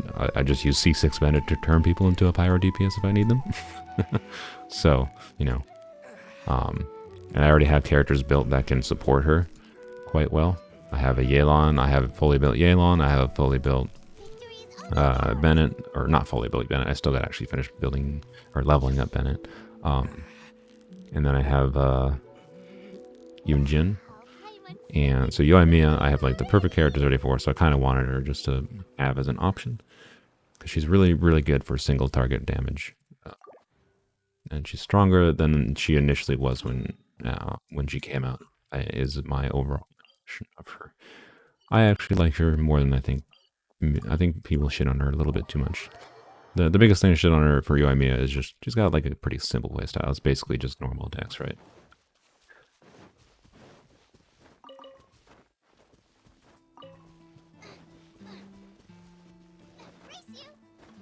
So anyway, the point is, I wouldn't feel sad about having a function. If you get you get a limited character for free on the banner, like an 8 pity limited banner character is basically completely free. Like, yes, you lost a few wishes of pity wise, but like it's basically completely free. And she's a pretty strong DPS to get for free. So I would be happy about that. And she has good options for 4-star supports to use with her. Although, yes, using if you want like the strongest free-to-play team, of course, uses Bennett, Yunjin, or Bennett and Xingqiu in particular, right? They're like the strongest support units in the game. So using them with Yoimiya means you don't have them for your other team if you're worried about Abyss. So that's not ideal, but she does have enough flexibility. You can swap like Xingqiu to the other side or whatever, right? And use a Zhongli or another shielder with her. Just go for cranking that normal damage. Depends how much you want those vaporizes. So I would be happy. I would be very happy about getting a free Yoimiya. I would be very happy if I got a Yoimiya at 8 pity. If that was a Yoimiya that happened at like 50 pity, 60 pity, then it's like, ugh, then it's like, yeah, I would understand. I don't know whether to be happy about that. But at 8 pity, it's basically completely free. So I think I'd say there's nothing to complain about there. Your best character is Razor.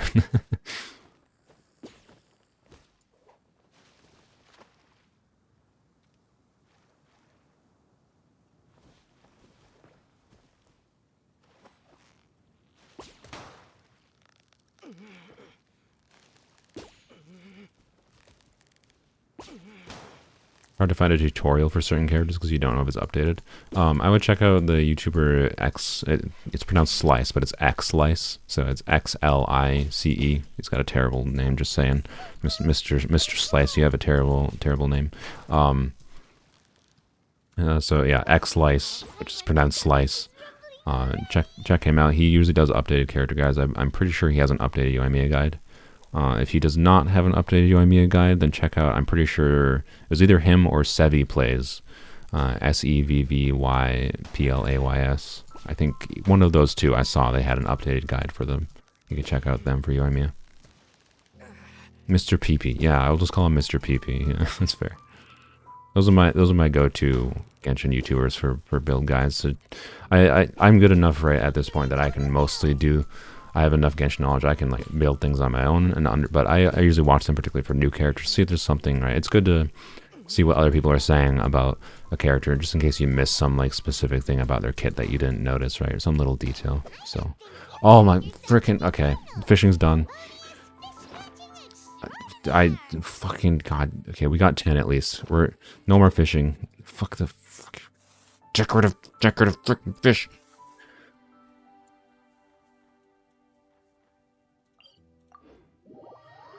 Bye Kai, thanks for joining.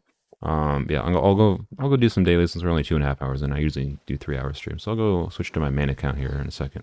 And get my 4th refinement for the catch, which means only got a little bit more pufferfish to catch for the last one.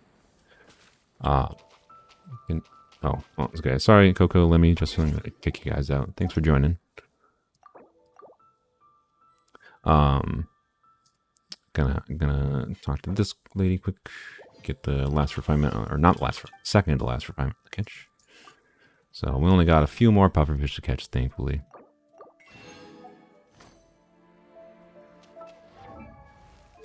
Weapons, enhance, refine, bam. There we go. Crit rate by 10.5 and burst damage by 28. Pretty good. We'll get to the last one eventually.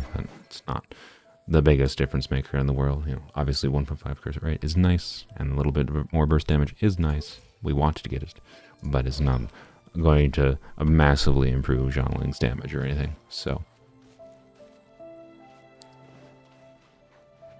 how can I have so much patience?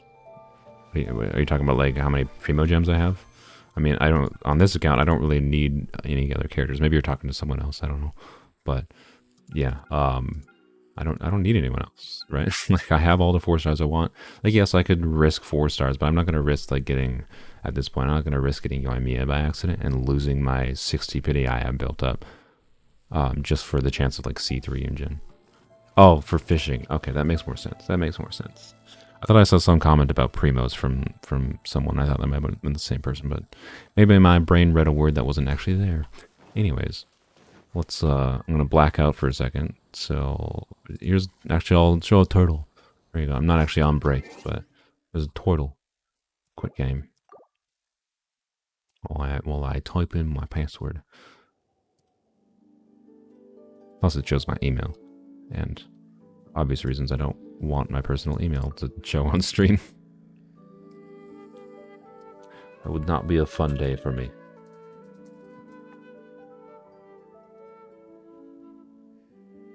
This is ToF the turtle, for those that aren't aware. He was named like a month ago or something, I think. No. Come on, puzzle piece, go in. There we go. Succeeded. The very hard task of logging in.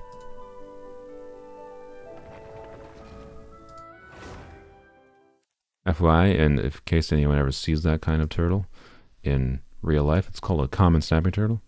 I'd recommend not effing with them too much. You can look up ways to not free-to-play sounds. ways to like get them off of a road if you're concerned about them on a road, but they are very, people call them aggressive by nature. Sure, you can join. People call snapping turtles aggressive by nature. They are very defensive by nature because they're turtles. They normally spend all their time in water. When they're on land, they're very aggressive and defensive because they don't want to die.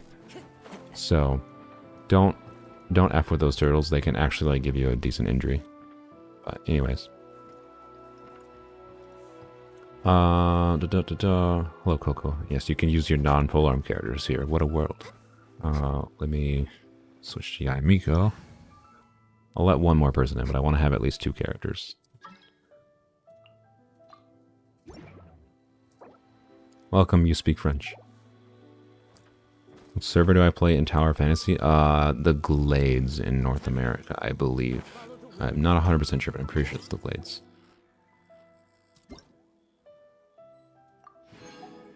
Take my primo gems.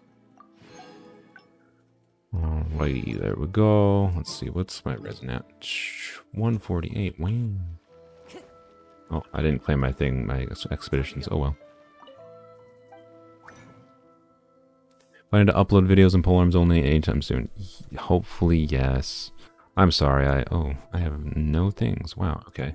I'll craft a couple of those quick, I guess. Yeah, I don't know. I got burnt out on editing is basically all it comes down to. The creative reason is right. I wasn't enjoying making the videos, and like most of the Polearms Only videos, I don't know. I'd say half of the Polearm Only videos I put out, I like think they were a good video. The other half felt like filler content that I just made because like, oh, I had to show progress in the account.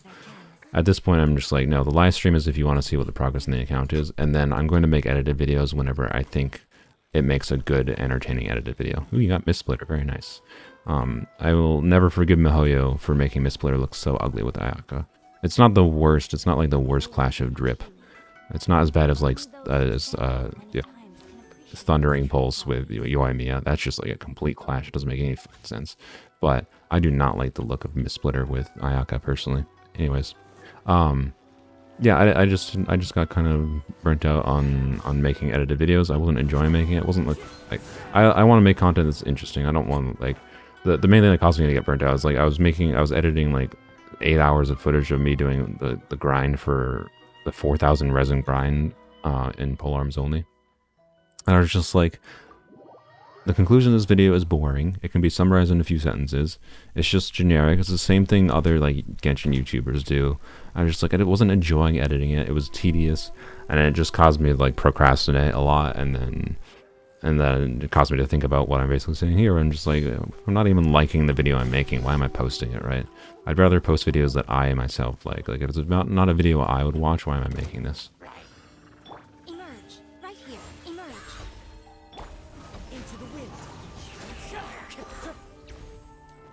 Okay. So, anyways, there will be more Polearms Only edited videos, to be clear. I've got enough footage to make an entertaining video now. I just have to edit it now. So, at this point, I honestly just have to stop procrastinating. But unfortunately, I now got out of the habit. It's been long enough that I got out of the habit of editing, and that's bad because now I've not edited for a while. But a really dedicated YouTuber, right, needs to basically constantly upload regardless. But I don't know, my stance at this point is I would rather have videos that I think are good. I don't want to upload a bad video, is my creative preference. So, and if that sacrifices the growth of the channel, oh well. So that's all there is. That's all there is to it. Like the channel, I bet I would have, if I had consistently uploaded and kept on trying edited videos, my channel probably would be at 10K plus subscribers, right? I could have tried to maintain the growth if I pushed myself, but I didn't, and because I didn't feel like it didn't feel like the right thing to do for me, and it didn't feel like it was making the best videos I could make. So yeah. What is my Kazuha build? It's kind of copium. I have Freedom Sworn, R2 Freedom Sworn because I got 3 Freedom Sworns on the banner. Okay, I didn't wail for Freedom Sworn, I swear. Okay. So R2 Freedom Sworn, I didn't wail for Freedom Sworn. I got 3 Freedom Sworns in like 98 pulls trying to go for freaking Alley Flash. I didn't even care about getting a single Freedom Sworn. And the game trolled the living daylights out of me and gave me 3. Anyways, whatever crit rate. He's on Freedom Swarm, so he doesn't really need crit rate for Favonius. I can convert him to a Favonius build. He has an okay energy recharge, but his EM is quite low. I have a 4-star goblet on him. C2. I got lucky with C2. Also didn't wail for that. Well, I spent a small amount of money, very little, but like literally $30 because I was lazy and I didn't have to. I was dumb. Got lucky, won a 50-50 with C1. Got lucky, won the 50-50 with C2. So, anyways, anywho, yeah. EM's kind of copium. I would like to get at least to, 900 because 900 would be with my last 5-star artifact, but I have, just for the life of me, cannot get a 5-star circlet in Viridescent or a 5-star of this. And I also have really bad luck. Like, I've gotten these 2 EM pieces for Viridescent, no energy recharge, and no good stats on either of them. They're just like hot trash. They're both just hot trash. So yeah, my Kazuha is kind of just bad, but thankfully Kazuha is powerful without having crazy good artifacts. So, it still does work. Anywho, let's go finish the dailies. I think I'll do account reviews later in my YouTube career. Yeah, those are like potentially interesting, easy to make content. It's kind of samey, so I don't know. I like doing account reviews on stream. For edited account reviews, maybe in the future. I'm not gonna say no.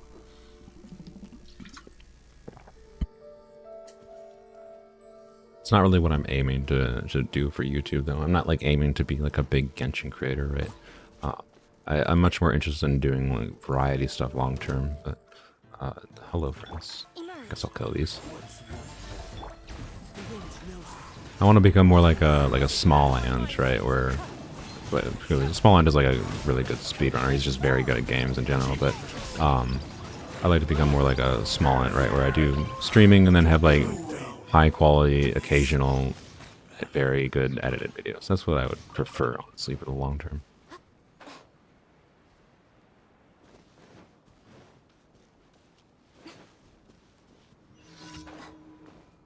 Reach the destination with the time limit. Oh boy, is a difficult one. Can I cheat at this one with Kazuha? Where's the finish line? I don't think so. Maybe I can. I don't know where the finish line is. Whoa, that was weird. I don't need no extra time.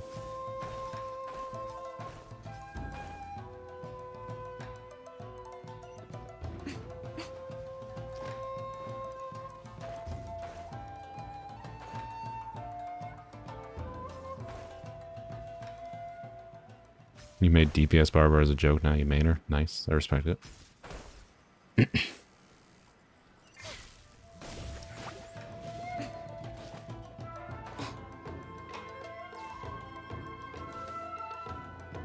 And done.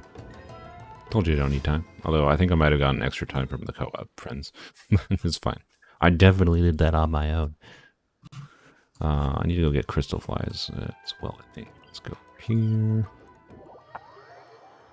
We're just doing dailies and then using resin on my main account here, because that's basically all I have to do right now. Don't have much else going on my main account. Would do Abyss, but stream's already been going for almost 3 hours. By the time we finish our dailies here, it'll be close enough to end time that. I don't have much to show off on Abyss other than like Pyro Kazuha. Pyro Kazuha is quite fun. Since I'm doing a Vaporize team, I just use Freedom Sworn on Pyro Kazuha. Because Freedom Sworn is kind of broken for Vaporize, or for a reaction team, so the overall stats look kind of bad. So you take into account that, I have C2 Kazuha that I can get like 500 EM on a Vaporize team. He's quite strong with C6 Bennett.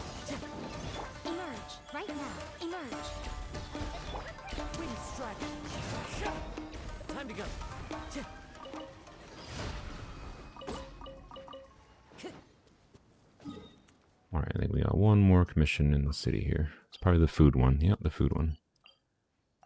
Oh, thank you for getting that bot, Sam. Taking 2 days off of work for the Sumeru release. Nice, yeah. Gonna try to get all the exploration for Sumeru done in 2 days.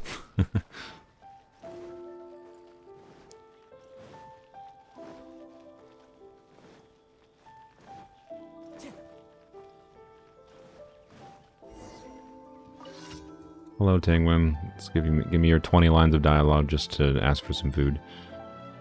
Yeah. I know. You have 800 years of backstory for wanting one piece of food. Oh, it gives you a 4-day weekend. Okay, 4 days for Sumeru should be a decent amount of time. All right. What you want? Paimon's favorite dishes are spicy black perch stew. We'll leave her whatever we have in our inventory. Give it 2 hoots. I've gone out of my way for giving this lady the perfect dish. God damn it. Okay, well, sorry, Coco, and you speak French. Thanks for joining.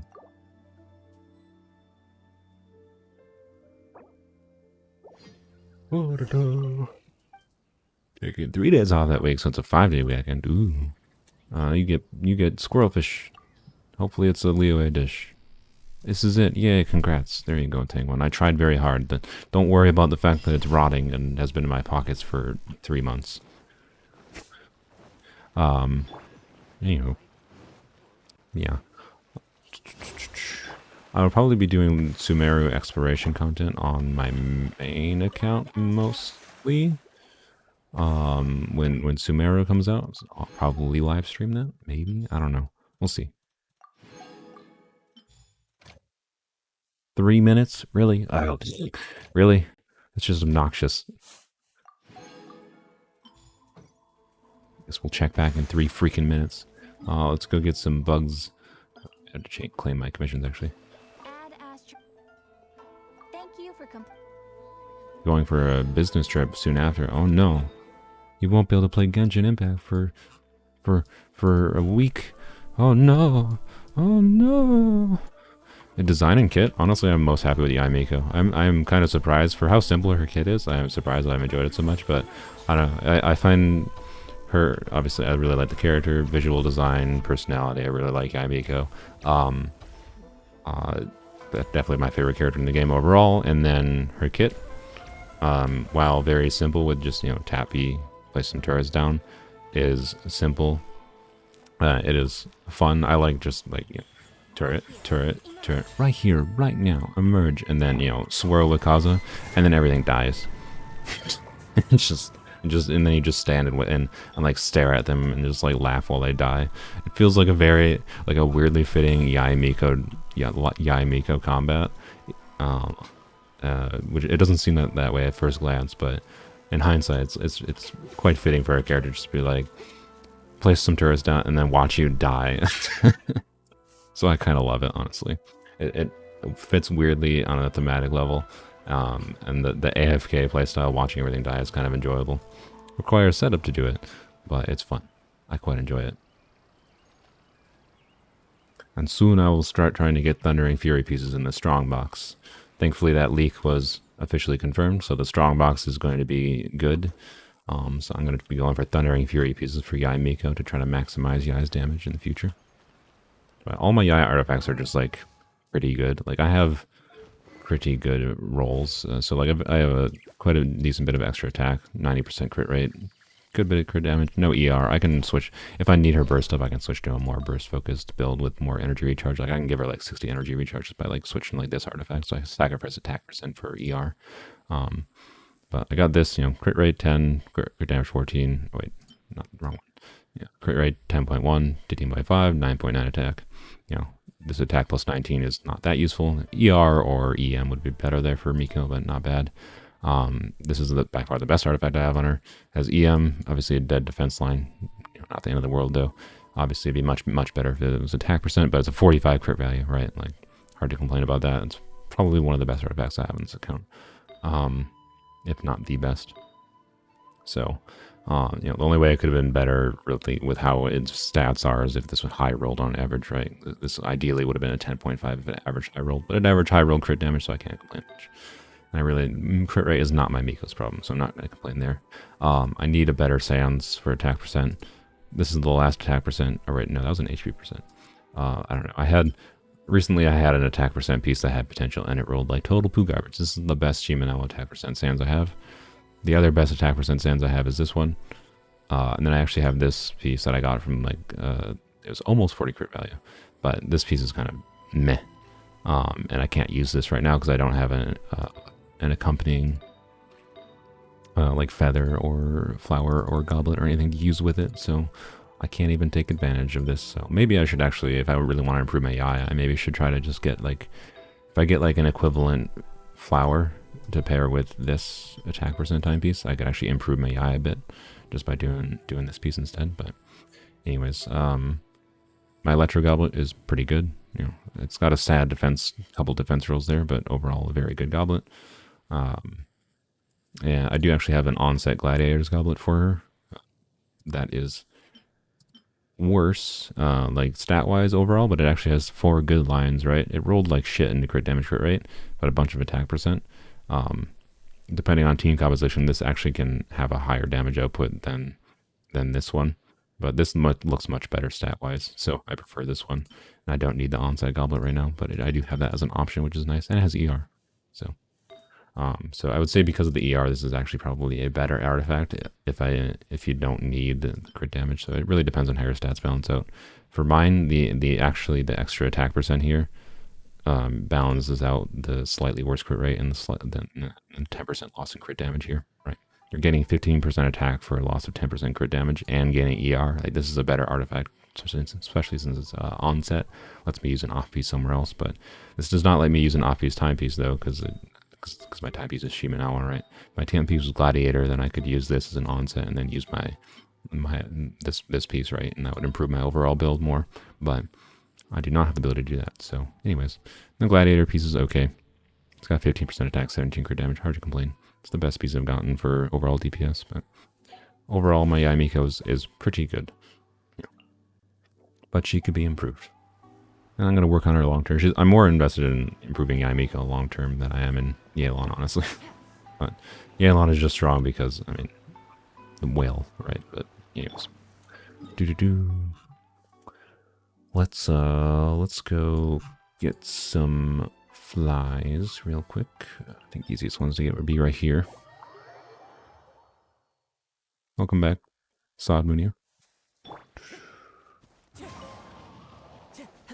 Probably joined back like 10 minutes ago and I just didn't notice. My bad. I missed. Okay, well, we only needed 1, so I'm just going to stop with the 1 or 2 for now. Good enough.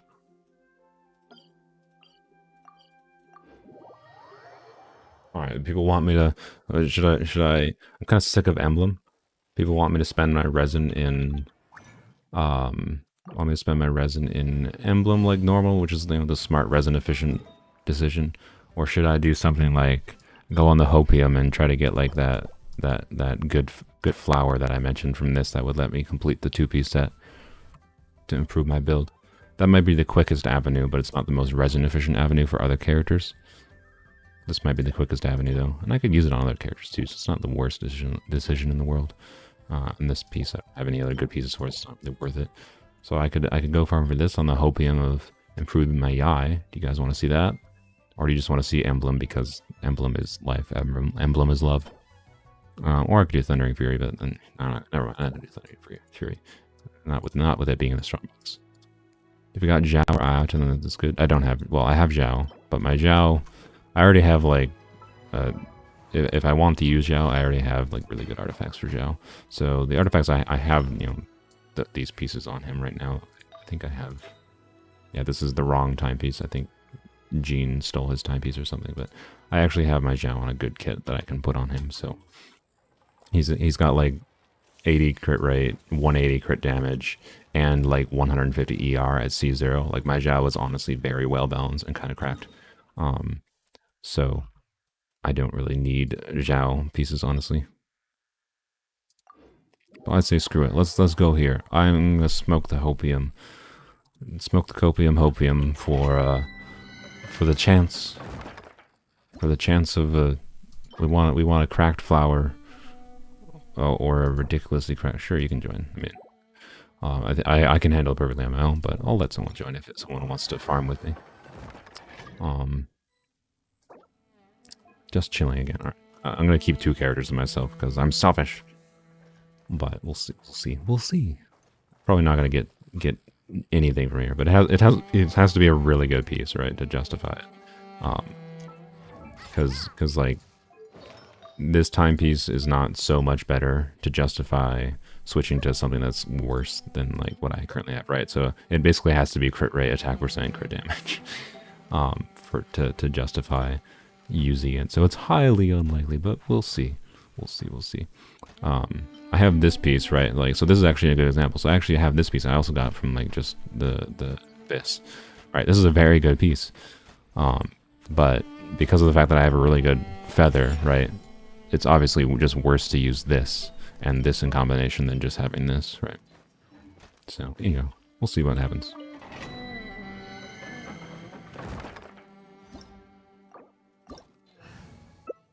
I'm gonna use a Miko. I don't remember what this domain is, but I'm gonna use Miko. It's actually a fairly competent team.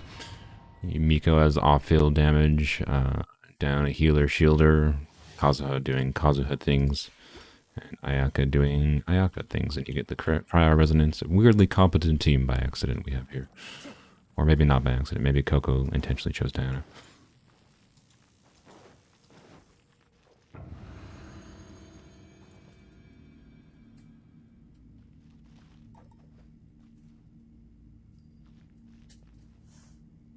I could also get like a very good circlet or a goblin here as well, but obviously that's substantially more unlikely than just like a good flower.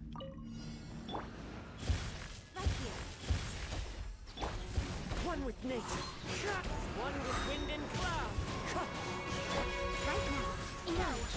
I did not squirrel Electro apparently with that. Oh well. Also took a lot of damage. Apparently, does Kokomi not have like C2 Diana? It must not, because I'm not seeing any shield. Oh, that's unfortunate.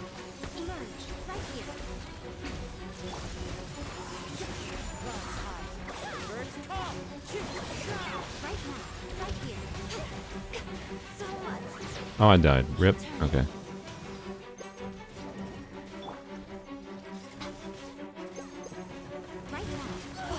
Oh my god, this would be much faster if I had Yelan. But oh well. Or honestly, not even just Yelan, just like my full team, but it's fine. It's fine. Oh, there's more things.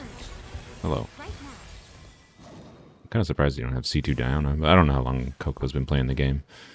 C2 Diana is one of those things you just expect to get slowly over time. She's been in the game so long, but...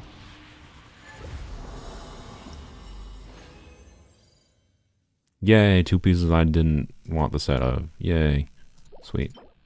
Sweet. They're both bad. I'm not rolling. This is garbage. A min roll 3-line crit damage with one, you know, 1 line that's like this is like a hopium piece for Yelan. For an off-piece potential feather for flower for Yelan, it has to be like 4-line with perfect stats. It has to have like HP, crit damage, crit rate, and ER. This is just crap. For the state my account is in currently, this is crap. So, but if you were, you know, early farming for general good artifacts, this is potentially a good piece. So, I would say roll that if you're earlier on your account. But that's just a piece of crap to me.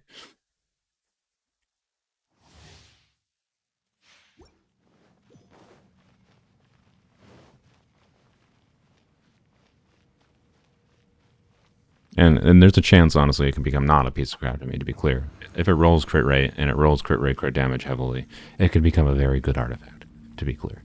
But I have nobody that could use that right now, even as a piece. So, I have no reason to use that. So I'm not going to bother with it. Not with a mineral crit damage. I'm not going to smoke that hopium.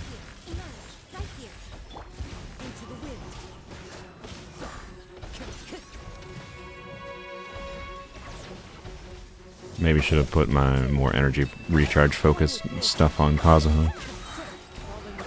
Well, it's fine. I apparently didn't have turrets up or something for swirling electro again, so I'm being really bad at playing this game right now, but oh well, it's fine.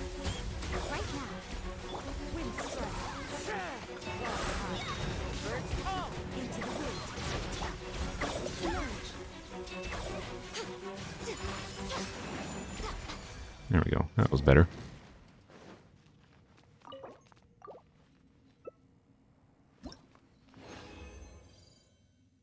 Well, we got the pieces, although not the set we want, or not the piece types we want, but maybe. That's just garbage. Healing bonus, ooh my gosh. I don't know if I've ever seen such a good artifact. I don't know why I checked that, I don't care.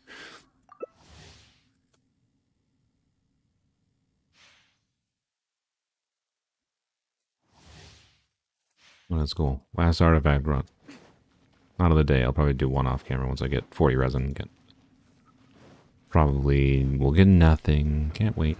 We got no good artifacts in quite some time on my main account, but what constitutes a good artifact now is much harder than it used to be, so it makes sense.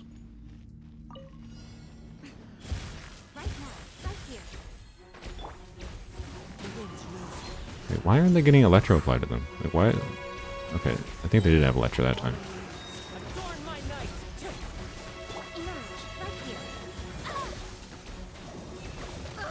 Oh my gosh.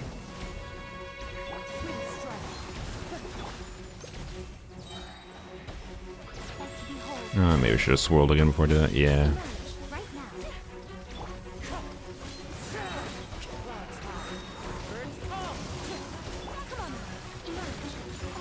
Oh, I died. Rip. Yae Miko squishy. This is why I normally play with Kokomi.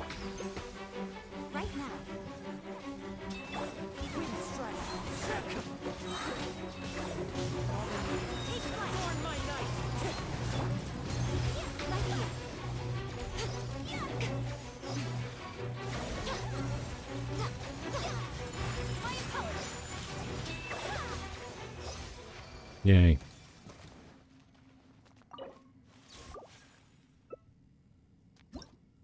Yeah, I'm farming for Yae because, ooh, there's hope. But...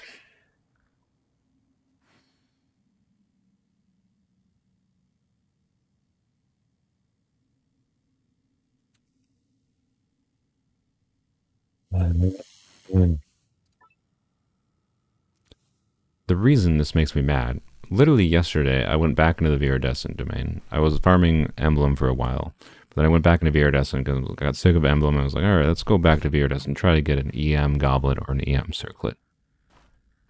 Particularly, this is an EM Goblet, the hardest one to get, with energy recharge on it. Basically, a perfect Kazuha artifact. I mean, I guess I can't complain that much because this is now the best EM Goblet I have, and it can be used as an off-piece. So this actually might be an upgrade for my Kazuha, but fuck you, game. And this is just bad. Jesus fucking Christ. I swear to God, like, literally, I go to Viridescent and get shit all, and then every time, the day after, like, here you go, have an EM piece that you're looking for. Fuck you, like... So the reason that might be an upgrade for my Kazuha, might, but not like a crazy one. It depends how it rolls. So I could switch to this here, obviously level 20 it, and then switch to, so I'd lose my crit rate and crit damage, so it might lower Kazuha's damage a little bit, but he's critting like 10% of the time. But then I could switch to this for my 4-star piece, although the stats are just actually shit on that. So, whoops. So honestly, I don't, yeah. The only hope is basically, right, I could switch to this, and then switch to this, and the only hope would be if this rolls well into energy recharge, then it's an upgrade. But it has to roll more than obviously one roll. Actually, no, even one roll is technically a slight upgrade, so whatever, let's roll it. I have these two pieces of poop to put in, so you know, I got plenty of fodder right now. Yeah, ×2. Flat attack, I mean, cool. The only stat I care about here is ER. Let's put this poopy piece in. Yeah, I'll put that. Let's get it to 18 at least. Wait, no, this will put it to 18. Never mind. No, times 2. Fuck you, game. Just fuck you. I get an EM goblet with ER the first time. And it fucking rolls defense, flat attack twice, and HP.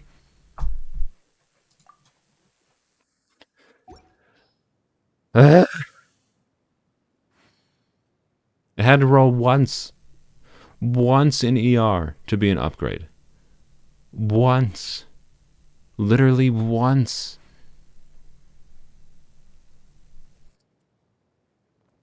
There are leaves. Fuck you, game. And I know just the tune to accompany them.